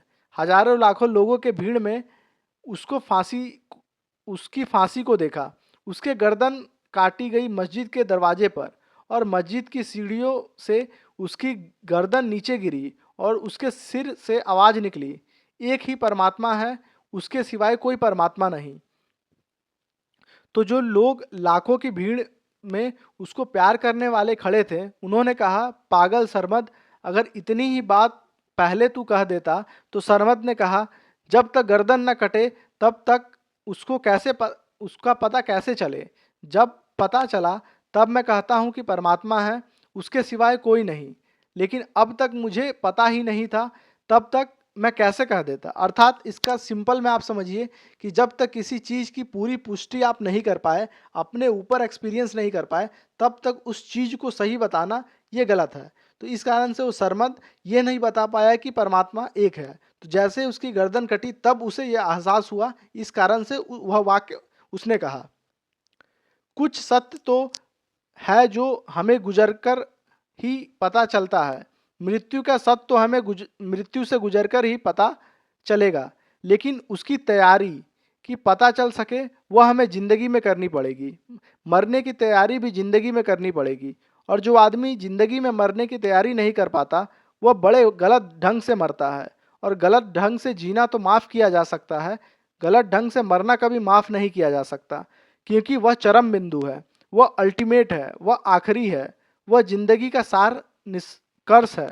अगर जिंदगी में छोटी मोटी भूलें यहाँ वहाँ की हो तो चल सकता है, लेकिन आखिरी क्षण में जो भूल सदा के लिए स्थिर और स्थायी हो जाएगी। और मज़ा यह है कि जिंदगी की भूलों के लिए पश्चाताप किया जा सकता है, और जिंदगी की भूलों के लिए माफ़ी मांगी जा सकती है, और जिंदगी की भूलों को सुधारा जा सकता है। मौत के बाद तो सुधारने के उपाय ही नहीं रहता, और भूल का पश्चाताप भी नहीं रहता, रिपेंटेंस भी नहीं कर सकते, क्षमा भी नहीं मांग सकते, सुधार भी नहीं कर सकते। वह तो आखिरी सील लग जाती है। इसलिए गलत ढंग से जिंदगी माफ़ भी कर दी जाए, गलत ढंग से मरना माफ़ नहीं किया जा सकता। और ध्यान रहे, जो आदमी गलत ढंग से जिया है वह ठीक ढंग से मर कैसे सकता है। जिंदगी ही तो मरेगी, जिंदगी ही तो उस बिंदु पर पहुंचाएगी जहां पर वह विदा होगी। तो जो मैं जिंदगी भर था वही तो मैं अपने अंतिम क्षण में समग्र रूप से इकट्ठा होकर रह जाऊंगा। वह अक्यूमुलेटिव होगा। आखिरी क्षण में मेरा सारा जिंदगी का सब कुछ इकट्ठा होकर मेरे साथ खड़ा हो जाएगा। मेरी पूरी जिंदगी मैं मरते क्षण में होऊंगा। अगर हम इसको ऐसा कहें कि जिंदगी फैली हुई घटना है, मौत सघन है। अगर हम इसको ऐसा कहें कि जिंदगी बहुत लंबे फैलाव का विस्तार है, और मृत्यु सारे विस्तार का इकट्ठा संक्षिप्त संस्कार है, इकट्ठा हो जाना है। मृत्यु बहुत एटॉमिक है, यह कण में सब इकट्ठा हो जाता है। इसलिए मृत्यु से बड़ी कोई घटना नहीं। पर मृत्यु एक ही बार घटेगी। इसका मतलब यह नहीं है कि आप और पहले नहीं मरे, नहीं, वह बहुत बार घटी है, लेकिन एक जिंदगी में एक बार ही घटती है। और एक जिंदगी में अगर आप सोए सोए जिए तो वह नींद में ही घट जाती है। फिर दूसरी जिंदगी में वह नई होती है, फिर एक ही बार घटती है। और ध्यान रहे, जो आदमी इस जिंदगी में होश पूर्वक मर सकता है, कॉन्शियस डेथ, वह आदमी दूसरी जिंदगी में होश पूर्वक जन्म ले सकता है। और उसका दूसरा हिस्सा है कि जो होश पूर्वक मरता है वह होश पूर्वक जन्म लेता है। उसकी जिंदगी किसी और तल पर चलने लगी।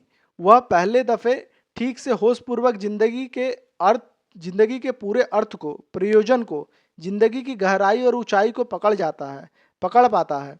जिंदगी का पूरा सत्य उसके हाथों में आ पाता है। तो ये चीज़ें ओशो ने अपने पूरे प्रवचन में भी कहा था कि जिन लोगों की मृत्यु और जिन लोगों का जन्म, जिन लोगों की मृत्यु अगर जीवित अवस्था में, और जिन लोगों की मृत्यु मूर्छा में नहीं होती, जीवंत में होती है, होश अवस्था में होती है, तो उन लोगों का जो दूसरा जन्म होता है वो भी होश पूर्वक होता है। और जितना ज़्यादा होश पूर्वक उसका जन्म होगा, तो एक चीज़ आप मान लीजिए कि उतना ज़्यादा उनके पास चॉइसेस होंगी। इसका मतलब ये है कि जो इस जीवन में होश पूर्वक मर रहा है, वो अगले जीवन में अपना कौन से शरीर में जन्म लेना है वह भी चुन सकता है, वह भी उसके हाथ में होता है। तो दो बातें मैंने कही।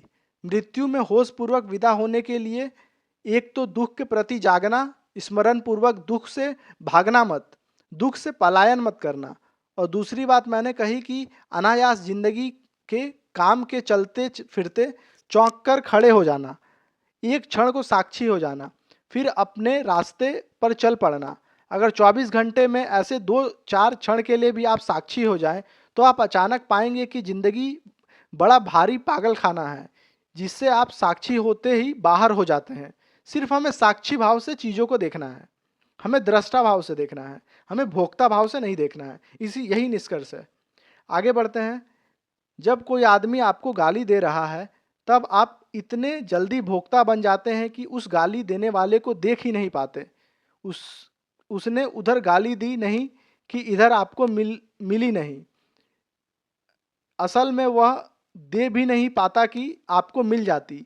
वह आधी ही दे पाता है तो आप पूरी ले लेते हैं। वह जितनी देता है उससे दुगनी ले लेते हैं आप। वह भी चौंकता है कि इतनी गाली तो मैंने दी ही नहीं कि जितनी आपने ले ली। तो आप देख नहीं पाते हैं कि क्या हो रहा है। अगर आप देख पाएँ, जब कोई गाली दे रहा हो तो एक आध दफ़े साक्षी होकर देखें, भोक्ता ना बने। बस खड़े होकर देखें कि कोई गाली दे रहा है, और तब जो हंसी आपको अपने पर आएगी वह बड़ी मुक्तिदायी है। तब आप जिंदगी भर जो भोक्ता बन गए गाली पर, आज उस पर आपको हंसी आएगी। हो सकता है उस आदमी को धन्यवाद देकर आप अपने घर चले जाएं और उसको मुसीबत में डाल जाएं, क्योंकि वह उसकी समझ से बाहर होगा। वह यह समझ ही नहीं पाएगा कि हुआ क्या। 24 घंटे जो भी हो रहा है, क्रोध में, घृणा में, प्रेम में, मित्रता में, शत्रुता में, काम में, विश्राम में, जो भी हो रहा है, उसको कभी एक क्षण के लिए ज़्यादा नहीं कहता हूँ, बस एक क्षण के लिए एक झटका अपने को दें और जाग कर देखें कि क्या हो रहा है, और उस वक्त भोगता ना रहें। उस वक्त जो हो रहा है सिर्फ देखने वाले रह जाएं। इतना सन्नाटा छा जाएगा उस क्षण में, और उस क्षण में आप इतना जान सकोगे, क्योंकि उस क्षण में आप ध्यान से भर जाएंगे। वह जो जागने का क्षण है वह ध्यान का क्षण है। ये दो प्रयोग अगर चले तो तुमने जो भी बाकी बातें पूछी है वे इनके पीछे आएगी। जैसे तुमने पूछा है कि ब्रह्मचर्य साधे तो मृत्यु में सहयोग होगा, मतलब ब्रह्मचर्य मृत्यु में सहयोग होगा, मृत्यु के समय जागृत अवस्था बनाने में सहयोग होगा, यह प्रश्न था। वह जाग सकेगा उस अवस्था में। तो ओशो आंसर देते हैं, असल में ब्रह्मचर्य वही साध सकता है जो साक्षी बने, अन्यथा नहीं साध सकता। भोक्ता कामी रहेगा ही।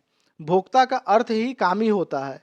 वह भोक्ता चाहता है, वह भोगना चाहता है। अगर साक्षी बने तो धीरे धीरे उसके जीवन के काम और सेक्स विदा हो जाएंगे। अगर कोई संभोग के क्षण में साक्षी बन जाए तो शायद दोबारा संभोग में नहीं जा सकेगा, क्योंकि चीज़ें ऐसी बेमानी और व्यर्थ हो जाएगी, इसका बचकाना और चाइल्डिश सब हो जाएगा कि लगेगा कि यह सब क्या हो रहा है, यह क्या किया जा रहा है, यह है क्या, यह मैं अब तक कैसे कर रहा हूँ, यह सब मुझे कैसे पकड़े हुए हैं। लेकिन नहीं, हम साक्षी नहीं रह पाते, इसलिए फिर दोहरा लेते हैं। असल में भूल के दोहराने को अगर जारी रखना है तो भी कभी भी साक्षी मत बनना। हम भूल फिर दोहरती रहेगी। हम भूल का भी फिर अपना सीजन होता है, वह भूल दोहरती रहेगी।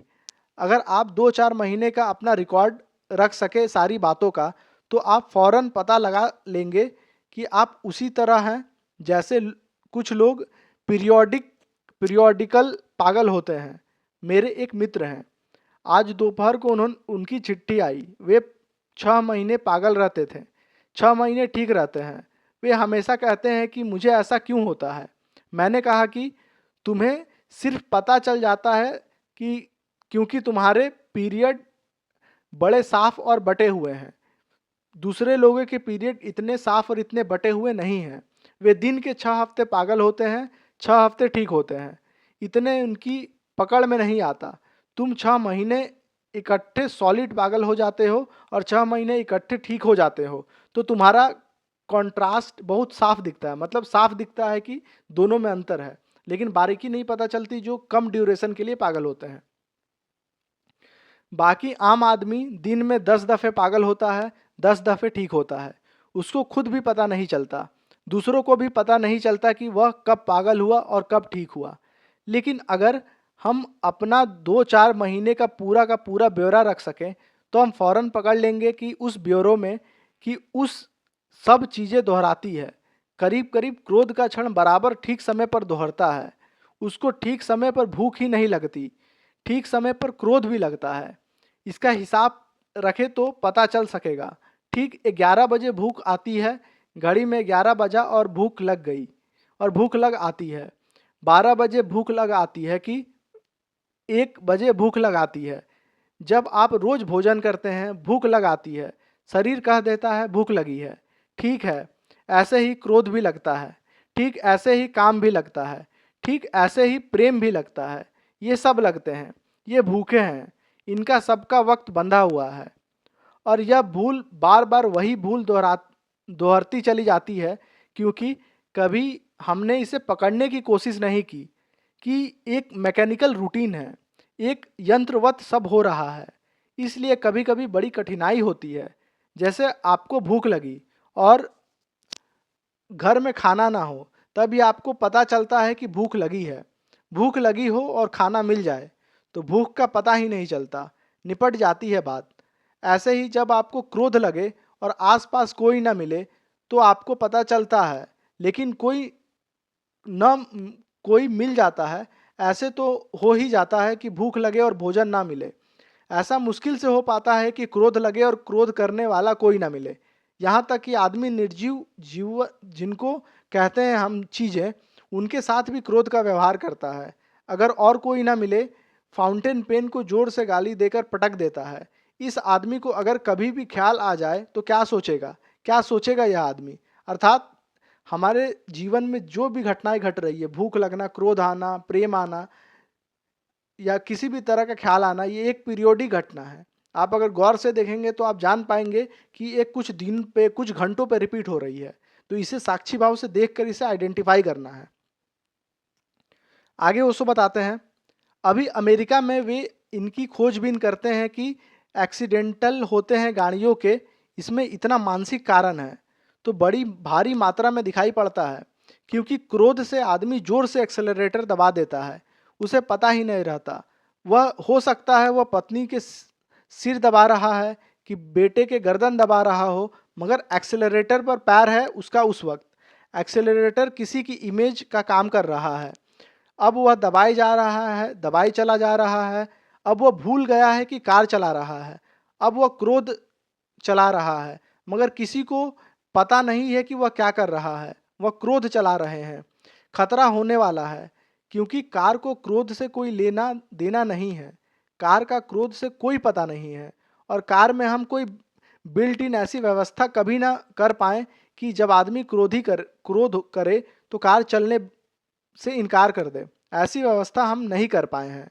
कार का एक्सेलरेटर दबाते ही कार समझती है कि जोर से चलाना है।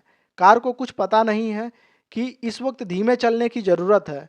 इस वक्त यह आदमी खतरे की हालत में है। इसको इस वक्त कुछ नहीं दिखाई पड़ रहा है।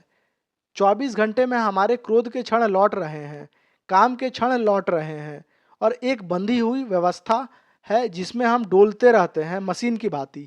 जब आप जागकर देखेंगे तो आपको यह दिखाई पड़ेगा कि मैं जी रहा हूँ कि सिर्फ कोल्हू के बैल की तरह घूम रहा हूँ।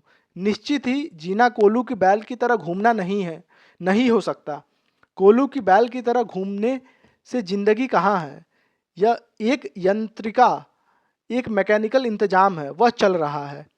कभी आपने सोचा, अभी मैं एक किताब पढ़ता था और एक बहुत अद्भुत आदमी है और उसने एक बड़ा अनूठा प्रयोग किया है। उसने यह समझने की कोशिश की है कि रास्ते पर एक आदमी मिलता है और उससे पूछता है कि कहिए कैसे हैं। आप कहते हैं बिल्कुल ठीक। आपने कभी ख्याल ना किया होगा कि उस आदमी ने आपने जो उत्तर दिया वह उसने सुना ही नहीं, न उसने उस उत्तर को सुनने के लिए आपसे प्रश्न पूछा था। वह तो उसे कुछ और पूछना होगा, यहाँ से शुरुआत की थी। और कहाँ से एकदम से शुरुआत करना जरा अजीब मालूम पड़े।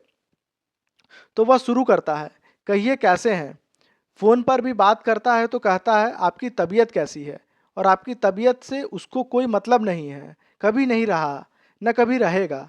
इसलिए आप जो उत्तर देते हैं वह उसको सुनने वाला नहीं है। बस वह उसको आगे लांघकर दूसरी बात करेगा जो एक्चुअल में उसको बात करनी है। ये बस एक बेसिस बनाता है बात करने के लिए। तो उस आदमी ने सोचा कि यह प्रयोग करने जैसा है। सुबह उसने प्रयोग किया। उसको किसी ने फ़ोन किया और उसने पूछा कहिए आप कैसे हैं। तो उसने कहा कि गाय अच्छा दूध दे रही है। उसने कहा बहुत अच्छा, बहुत अच्छा। आपकी पत्नी कैसी है। तब उसे पता चला कि कोई सुन नहीं रहा, चीज़ें हम ले रहे हैं बिल्कुल यंत्रवत। एक दूसरे आदमी की मैं अभी जीवनी पढ़ता हूँ, वह सारी दुनिया घूमा है। तो जिस मुल्क में भी जाओ वहाँ वहीं 25 तरह के फॉर्म भरने लगते हैं। तो वे परेशान आ गया है कि फॉर्म किस लिए भरवाते हैं, उसमें उसके अनर्गल बातें भरी, लेकिन वह सारी दुनिया के सब फॉर्म अनर्गल भर आया। किसी सरकार ने उसको रोका नहीं। उम्र उम्र में लिखता है 5,000 साल और कोई नहीं रोकने वाला। कोई पढ़ता है, किसे मतलब है, किसको प्रयोजन है, किसी को कोई मतलब ही नहीं। जिंदगी बिल्कुल सोई सोई यंत्रवत चल रही है, इसमें सब यांत्रिक उत्तर है। दूसरा पूछ रहा है कैसे हैं, आप कह रहे हैं बिल्कुल ठीक है। ये काम कंप्यूटर भी कर सकता है। एक कंप्यूटर पूछे कैसे हैं, दूसरा कंप्यूटर कहे ओके, ऐसे ही चल रहा है। इसमें कोई चेतना, इसमें कोई होश, इसमें कोई जागृति कुछ भी नहीं है। इसके प्रति थोड़ा जागने की जरूरत है, इसके प्रति साक्षी, इसके प्रति विटनेसिंग की जरूरत है।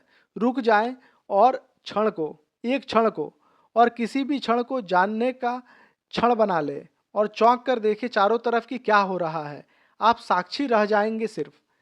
ये दो तैयारियां अगर चले तो आप पाएंगे कि आपके जीवन से क्रोध कम होने लगा, क्योंकि साक्षी चेतना क्रोध नहीं कर सकती। क्रोध करने के लिए आइडेंटिटी चाहिए ही, मूर्छा चाहिए ही।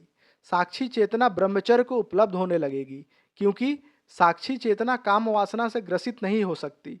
साक्षी चेतना ज़्यादा भोजन नहीं कर सकती, इसलिए उसे कोई कसम और व्रत नहीं लेना पड़ेगा कि मैं अब थोड़ा कम भोजन करूँगा।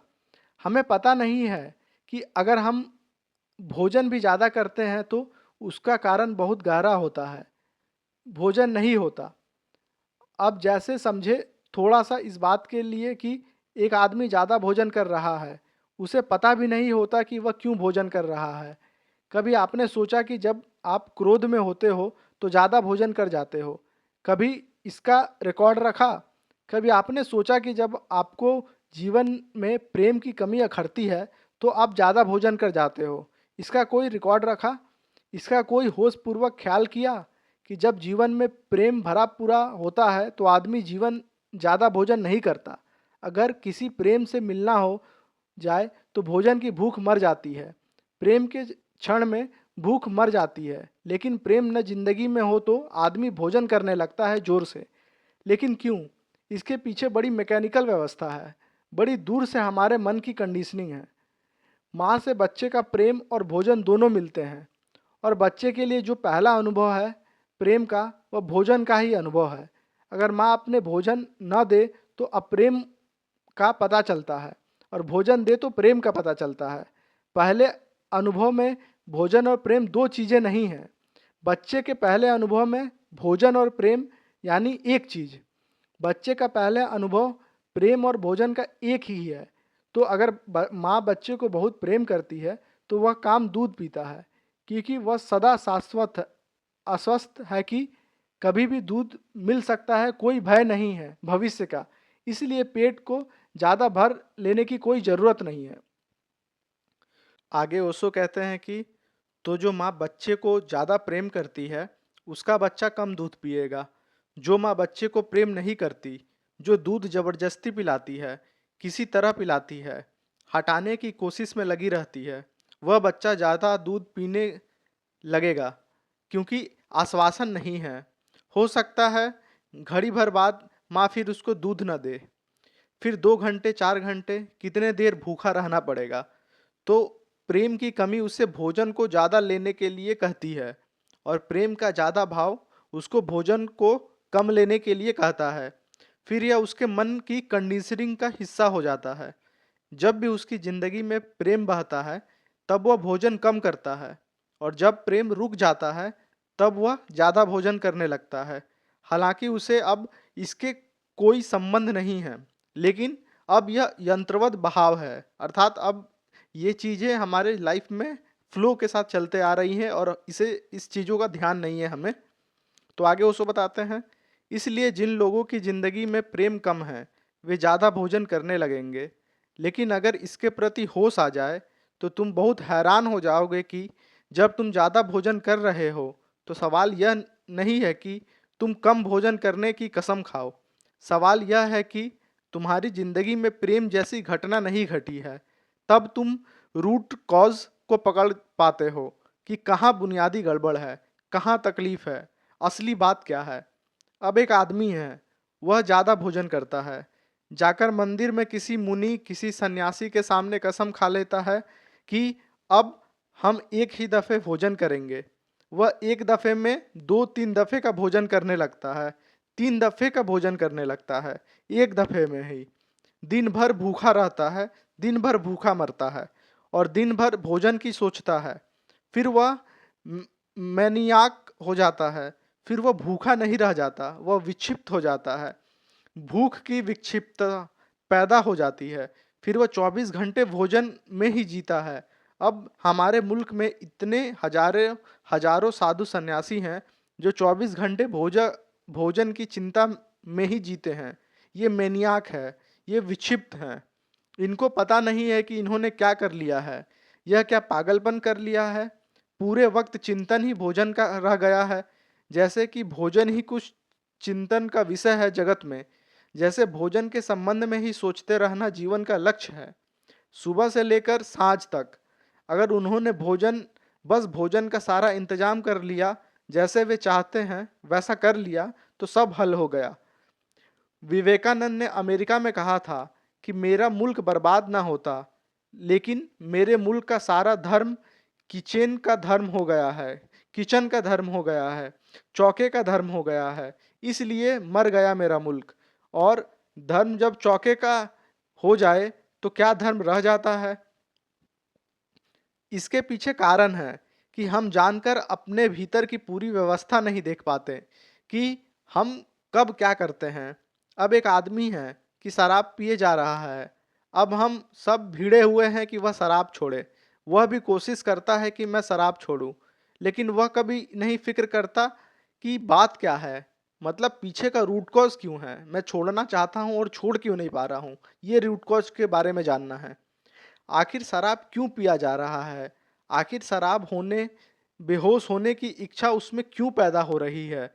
जरूर उसकी जिंदगी में कुछ है जिसे वह भूलना चाहता है। जिंदगी में कुछ है जो याद करने से बचना चाहता है। जिंदगी में कुछ है जिस पर पर्दा डाल देना चाहता है।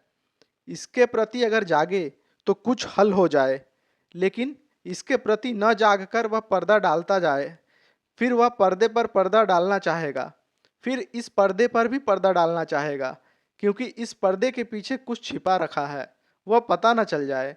फिर यह जिंदगी एक दौड़ हो जाएगी पर्दे डालने की और सब झूठा हो जाएगा। और एक दिन उसी आदमी को पता लगाना मुश्किल हो जाएगा कि मैंने किस लिए भूलना शुरू किया था। वह खुद ही भूल चुका होगा। उसे खुद ही पता नहीं रह जाएगा कि मैंने कब शराब पीनी शुरू की थी और क्यों शुरू की थी। अब एक आदमी सिगरेट फूके जा रहा है, दिन भर सिगरेट फूक रहा है। कोई पूछ सकता है कि बड़ी अजीब बात है, एक आदमी धुएं को भीतर ले जाता, बाहर निकालता, इसकी बात क्या हो सकती है, कारण क्या हो सकता है। इस धुएं को भीतर और बाहर निकालने की प्रक्रिया में राज जरूर होना चाहिए, क्योंकि सारी दुनिया ने इतने अधिक लोग बिल्कुल ही व्यर्थ सिगरेट पी रहे हैं। ऐसा नहीं हो सकता। और यह सिगरेट पीने वाला भी अगर गौर करे तो पता लगा सकता है कि कब सिगरेट पीता है। जब भी वह लोनली अनुभव करता है, जब भी वह अकेला अनुभव करता है, जब कंपनी नहीं होती, तभी वह तत्काल सिगरेट पीने लगता है। अब वह सिगरेट से साथी का काम ले रहा है, और सिगरेट सस्ता साथी है, झंझट भी नहीं है उससे। खीसे में डालो, जहां चाहो ले जाओ, अकेले बैठे हो, जब चाहो तब उसके साथ काम शुरू कर दो। वह ऑक्यूपेशन है और एक अर्थ में निर्दोष है। निर्दोष निर्दोष व्यवस्था है, इनोसेंट ऑक्यूपेशन है। अब किसी का कुछ भी नहीं बिगड़ रहा। अगर अपना बिगाड़ रहे हो, थोड़ा बहुत तो बिगाड़ रहे हो। धुआं निकाल रहे हो, धुआं फेंक रहे हो, कुछ कर नहीं रहे, व्यस्त हो। मैं एक ट्रेन में था, तो मेरी जो ट्रेन में आदत है चुपचाप सो जाऊं और फिर जितनी देर तो सोया ही रहूं। साथ में एक सज्जन थे, वे बड़े परेशान। उन्होंने मुझे कई दफ़े जगाने की कोशिश की। मैं कोई 6 घंटे बाद उठा और स्नान वगैरह करके फिर सोने लगा। तो उन्होंने कहा, अब आप यह क्या कर रहे हैं? मैंने अपने एक ही अखबार को 10 बार पढ़ चुका हूँ। इस खिड़की को खोलता हूँ, उसको बंद करता हूँ, और आप है कि सो रहे हैं। मैं तो सोचता था कुछ कंपेनियनशिप होगी, कुछ बात होगी, कुछ चित होगी, और इतनी सिगरेट मैंने कभी नहीं पी जितनी मैं पी चुका हूँ। अब आप उठ जाइए, अब उठ के आइए। वे ठीक कह रहे हैं। आदमी अकेला है, इतनी भीड़ में भी। इतनी भीड़ भाड़ हमें दिखाई पड़ती है। पत्नी है, बेटी बेटियां, पिता माँ है, घर है, परिवार है, इतना भीड़ भड़क्का है, सब कुछ है, लेकिन फिर भी आदमी अकेला है। अभी हम आदमी के अकेलेपन को नहीं मिटा पाए, और वह अकेलेपन को मिटाने के लिए कुछ कुछ कर रहा है। कभी सिगरेट पी रहा है, ताश खेल रहा है, दूसरे के साथ छोड़िए, खुद के साथ खेल रहा है, दोनों तरफ से बाजियां चल रहा है। तब तो पागलपन की हद ही हो जाती है ना, कि एक आदमी दोनों तरफ की बाजियां बिछाए हुए है, उधर से भी चलता है, इधर से भी चलता है। बुद्धिमान से बुद्धिमान आदमी यह काम करते मिल जाएगा, तो हमारा बुद्धिमान भी बहुत बुद्धिमान है, ऐसा मालूम नहीं पड़ता। क्या कारण है, क्या है? इससे के प्रति जागना पड़े, इसके प्रति साक्षी होना पड़े। अगर यह आदमी जो दोनों तरफ ताश की बाजियां चल रहा है, खुद ही अगर एक क्षण को होश में आ जाए और साक्षी होकर देखे, तो जैसा आप इस पर हंसे हैं, क्या ऐसे ही यह अपने पर नहीं हंस पाएगा? या हंस पाएगा? वह देखेगा यह क्या हो रहा है, यह मैं क्या कर रहा हूँ जिंदगी के साथ। और यह अगर दिखाई पड़ जाए तो कसम नहीं लेनी पड़ेगी, व्रत नहीं करना पड़ेगा, नहीं लड़ना पड़ेगा, कुछ छोड़ना नहीं पड़ता। चीज़ें जो व्यर्थ है अपने आप छूट जाती है। और हम इसके मूल कारण को पकड़कर यदि अगर उस कारण के प्रति और गहरे में सजग होते चले जाएं, तो वह धीरे धीरे हमें उस जगह पर पहुंचा देता है जहां से जड़ें उखाड़ कर फेंक दी जा सकती है, बिना किसी कष्ट के। और ध्यान रहे, अगर किसी वृक्ष के पत्ते काटने शुरू किए तो आप मुश्किल में पड़ जाएंगे, क्योंकि एक पत्ता काटो तो चार पैदा होते हैं। क्योंकि वृक्ष समझता है कि आप कलम कर रहे हैं। अब वृक्ष की कोई गलती नहीं है, वह सोचता है कि आपको चार पत्ते की जरूरत होगी, इसलिए एक काट रहे हैं, तो वह सदा चार पैदा करता है। चार हो जाते हैं तो आप घबराहट और घबराकर चार काटते हैं, तो वो 4 के 16 बना देता है। तो इस चक्कर में मत पड़िएगा। नहीं, जड़ों से चीजें उखाड़ी जाती है, पत्तों से नहीं काटी जाती। हम जिंदगी भर पत्तों से खेलते रहते हैं, और जड़ों का तो कोई पता ही नहीं हमें। कोई कह रहा है ब्रह्मचर्य की कसम ले लो, कोई, हर व्यक्ति अपने हिसाब से आपको कार्य दे रहा है इससे ऊपर उठने का। लेकिन आप जब तक जड़ में ना पहुंच जाएंगे, तब तक आप इसका सॉल्यूशन, इसका निदान नहीं प्राप्त कर पाएंगे। ओशो बोलते हैं, कलकत्ते में एक घर में मैं मेहमान था। एक मेरे मित्र भी साथ थे। जिन बूढ़े के घर में मैं मेहमान था, वे बहुत ईमानदार आदमियों में से एक थे। 70 साल उनकी उम्र होगी। उन्होंने मुझसे कहा कि अब मैं क्या करूं, आप ही बताइए। मैं जिंदगी में 3 बार ब्रह्मचर्य का व्रत ले चुका। उन्होंने यह कहा, यह तो ठीक था। इससे भी आश्चर्यजनक घटना यह थी कि मेरे मित्र जो थे, वे बड़े प्रभावित हुए। उन्होंने कहा कि 3 बार। मैंने कहा, तुम समझो समझो भी तो कि 3 बार का मतलब क्या होता है। मैंने उन वृद्धा से पूछा कि चौथी बार क्यों नहीं लिया, क्या तीसरी बार लिया हुआ फेल हो गया? उन्होंने कहा कि नहीं, तीसरी बार हिम्मत ही टूट गई, इसलिए लिया नहीं। वे ईमानदार आदमी थे। 3 बार जो व्रत लेगा उसका मतलब ही यह है कि हर बार टूटेगा, और 3 बार व्रत टूटेगा। लेकिन 3 बार व्रत के टूटने की निराशा तो सघन होगी। 3 बार व्रत टूटेगा तो 3 बार की हताशा तो सघन होगी। 3 बार व्रत टूटेगा तो 3 बार के आत्मविश्वास के टूटने की स्थिति जो गहरी हो जाएगी। चौथी दफा हिम्मत ना हो जाएगी व्रत लेने की। वैसा ही हमारे साथ भी होता है। किसी काम को अगर हम छोड़ने की कोशिश करते हैं और बार बार निराशा आती है, तो हमारा सबकॉन्शियस माइंड ट्रेंड हो जाता है कि इस बार भी निराशा हाथ लगेगी।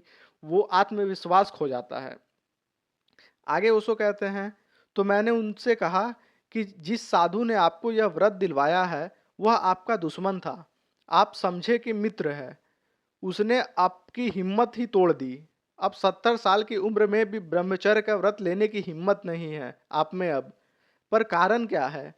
पत्ते, एक पत्ता काटा 3 पैदा हो गया। ब्रह्मचर्य के व्रत लिए जाते हैं, ब्रह्मचर्य के व्रत नहीं होते। सिर्फ काम वासना की समझ होती है, काम वासना की जागरूकता होती है। काम वासना की जागरूकता ब्रह्मचर्य का फल बन जाती है। जब कोई आदमी अपनी काम वासना के प्रति जागता है, समझता है, खोजता है, जीता है, पहचानता है, तो अचानक पाता है कि वह किस खेल में लग गया हुआ है। यह खेल भी उन पत्ते बिछाने से ज़्यादा कुछ नहीं है। यह सब खेल पत्ते बिछाने का खेल चल रहा है। यह सब पूरी तरह होश से उसके भीतर प्राणों की गहराई में एक तीर की तरह यह बात पहुंच जाती है। वह अचानक पाता है कि ब्रह्मचर्य फलित हो गया। ब्रह्मचर्य कोई व्रत नहीं है। ध्यान रहे, धर्म का व्रत से कोई भी संबंध नहीं है और व्रती कभी धार्मिक नहीं हो सकता, कभी धार्मिक नहीं होते, हो भी नहीं सकते। धार्मिक आदमी वह है जिसके जीवन में व्रत के फल लगते हैं, कॉन्शियसनेस की तरह, परिणाम की तरह। वह जितना जिंदगी को देखता है उतना ही पाता है कि कुछ चीज़ें बदलती जा रही है, कुछ चीज़ें बदलती जा रही है। एक आदमी के हाथ में कंकड़ पत्थर है। हम उनसे चिल्ला रहे हैं छोड़ो, ये कंकड़ पत्थर है, लेकिन उसको रंगीन हीरे दिखाई पड़ रहे हैं और रंगीन पत्थर है, चमक है उसमें। वह आदमी समझता है हीरे हैं, वह कैसे छोड़ दे? वह आदमी कहता है कि जिन्होंने छोड़ा उनको हम भगवान मानते हैं, लेकिन हम साधारण आदमी हैं, हम तो ना छोड़ेंगे, हम तो नहीं छोड़ सकेंगे। लेकिन एक आदमी हीरे की खदान पर पहुंच गया और हीरे सामने दिखाई पड़ने लगे। फिर उसको समझाना पड़ेगा कि कंकड़ पत्थर छोड़ दो। इसको पता ही नहीं चलेगा कि कब कंकड़ पत्थर छोड़ दिए और दौड़ पड़ा और कब इन हीरो से हाथ भर लिए। इस यहाँ पर मैं आपको एक गीता का एग्जाम्पल, एक श्लोक बताना चाहूँगा। उसमें ऐसा कहा गया था कि अग एक जैसे आपके भूख और आपकी प्यास एक गिलास पानी की है और आपको समुद्र मिल जाए, तो वो एक गिलास पानी अपने आप छूट जाता है क्योंकि आपको बड़ा सोर्स मिल जाता है। तो वैसे ही है, अगर आपको हीरे से भरा खदान मिल जाता है तो आपको दूसरे के द्वारा ये बताने की जरूरत नहीं पड़ेगी कि कंकड़ पत्थर आप छोड़ दो। क्लियर है? अब आगे बढ़ते हैं। और इससे अगर बाद में आप पूछेंगे कि उन कंकड़ पत्थरों को क्या किया जो तुमने पहले हाथ में लिए रहते थे, तो यह कहेगा कि अच्छी याद दिलाई, मैं भूल ही गया था कि उस उनका क्या हुआ, वे कहाँ गए मुझे पता नहीं, वे कब गिर गए मुझे पता नहीं। क्योंकि जब हीरे दिखाई पड़ जाएं तो हाथ तत्काल खाली करने पड़ते हैं। जीवन एक विधायक चढ़ाव है, एक निषेधात्मक उतार नहीं। जीवन एक पॉजिटिव अचीवमेंट है, एक निगेटिव रिनंसिएशन नहीं। जीवन एक त्याग नहीं है, जीवन एक उपलब्धि है। और जितनी साक्षी चेतना गहरी होती है उतने परम आनंद के नए तल दिखाई पड़ने लगते हैं, उतने दुख के तल छटने लगते हैं, उतना कचरा फीकने लगता है, पत्थर फीकने लगता है, हीरे हाथ में आने लगते हैं। तो जिन और बातों के लिए तुमने प्रश्न पूछा है वे सारी बातें इन दो घटनाओं के साथ चलेंगे। तुम्हारा दुख बोध तीव्र हो, तुम दुख बोध में तादात्म्य छोड़ो, तुम दुख बोध में शरीर के साथ एक न रहो और जीवन की समस्त क्रियाओं में, प्रक्रियाओं में तुम साक्षी बनो, भोगता ना रहो। एक छोटी सी घटना से मैं तुम्हें और समझाऊं, निरंतर मुझे प्रीतिकर रही है। अभी अभी शायद जन्म तिथि गुजरी है ईश्वर चंद्र विद्यासागर की। एक नाटक को देखने गए थे। चल रहा था नाटक, चल रहा है नाटक और उसमें एक विलेन है। उस नाटक में एक आदमी है जो एक स्त्री को सताने के पीछे पड़ा हुआ है। वह सब तरह से उसे परेशान कर रहा है। अब ईश्वर चंद बड़े आदमी थे, बुद्धिमान आदमी थे। पहली ही कुर्सी पर, नंबर 1 की कुर्सी पर देखने के लिए उनको आमंत्रित किया गया था। वे बैठकर देख रहे थे। सज्जन आदमी, उनका संयम टूट गया। इतने क्रोध में आविष्ट हो गए कि वे भूल गए कि ये एक नाटक है। निकाला जूता पैर से और आखिरी क्षण था, क्लाइमेक्स था उस नाटक का कि आखिरी एक घने जंगल में, एक अंधेरी रात में वह अभिनेता वह पात्र उस स्त्री को पकड़ लेता है। अंधेरी रात है, सन्नाटा है, कोई भी आसपास नहीं है। वह स्त्री चिल्लाती है, लेकिन चिल्लाहट उसकी सन्नाटे में गूंजती है। बस ईश्वर चंद्र ने निकाला जूता, छलांग लगाकर मंच पर चढ़ गए, लगे उसे मारने, उस अभिनेता को मारने लगे। ऐसा कि वो ईश्वरचंद विद्यासागर इतने नाटक में खो गए कि उन्हें लगा कि वो सच में है और वो रिएक्ट कर गए उस पॉइंट पे। अभिनेता ने जूता अपना हाथ में ले लिया, सिर से लगाया। अभिनेता ने जितनी समझ दिखाई उतनी ईश्वर चंद्र ने नहीं दिखा पाए और उसने लोगों से कहा कि इतना बड़ा पुरस्कार मुझे जीवन में कभी नहीं मिला। ईश्वर चंद्र जैसा बुद्धिमान आदमी नाटक को सत्य समझ ले तो अभिनेता की कुशलता नहीं तो और क्या है। तो उसने कहा, इस जूते को मैं संभाल कर रखूंगा विद्यासागर जी, इसको वापस नहीं करता, यह मेरा सबसे बड़ा पुरस्कार है। ईश्वर चंद्र विद्यासागर जैसे आदमी नाटक को सत्य समझ ले तो हम जैसे साधारण आदमी जिसको हम सच कहते हैं उसको नाटक कैसे समझ पाएंगे। लेकिन अगर साक्षी होने के थोड़े प्रयोग करें तो समझ पाएंगे। वह नाटक दिखाई पड़ने लगा और यह हो जाए तो मृत्यु में जागे हुए प्रवेश किया जा सकता है। तो आज के शिविर में जितने भी प्रश्न पूछे गए थे ओशो ने सबके जवाब दिए और यहाँ ही मैं मृत्यु सिखाता हूँ पुस्तक का जो 12वां प्रवचन है वो समाप्त होता है। और यहाँ तक अगर आप वीडियो देख रहे हैं इसका मतलब आपने पूरा वीडियो देखा है। आप मुझे फीडबैक दे सकते हैं कि आपने क्या क्या चीज़ें इस चैप्टर से सीखा और आपके जीवन में क्या क्या बदलाव हुआ है। और मेरे तरफ से रिक्वेस्ट रहेगा कि जो न्यू लोग हैं, जो नए लोग आए हैं मेरे चैनल पे, वो इस चैनल को सब्सक्राइब कर ले और वीडियो को लाइक कर दे और बेल आइकन भी प्रेस कर दे क्यों, ताकि वो नई वीडियो का नोटिफिकेशन उन्हें जल्दी मिल जाए।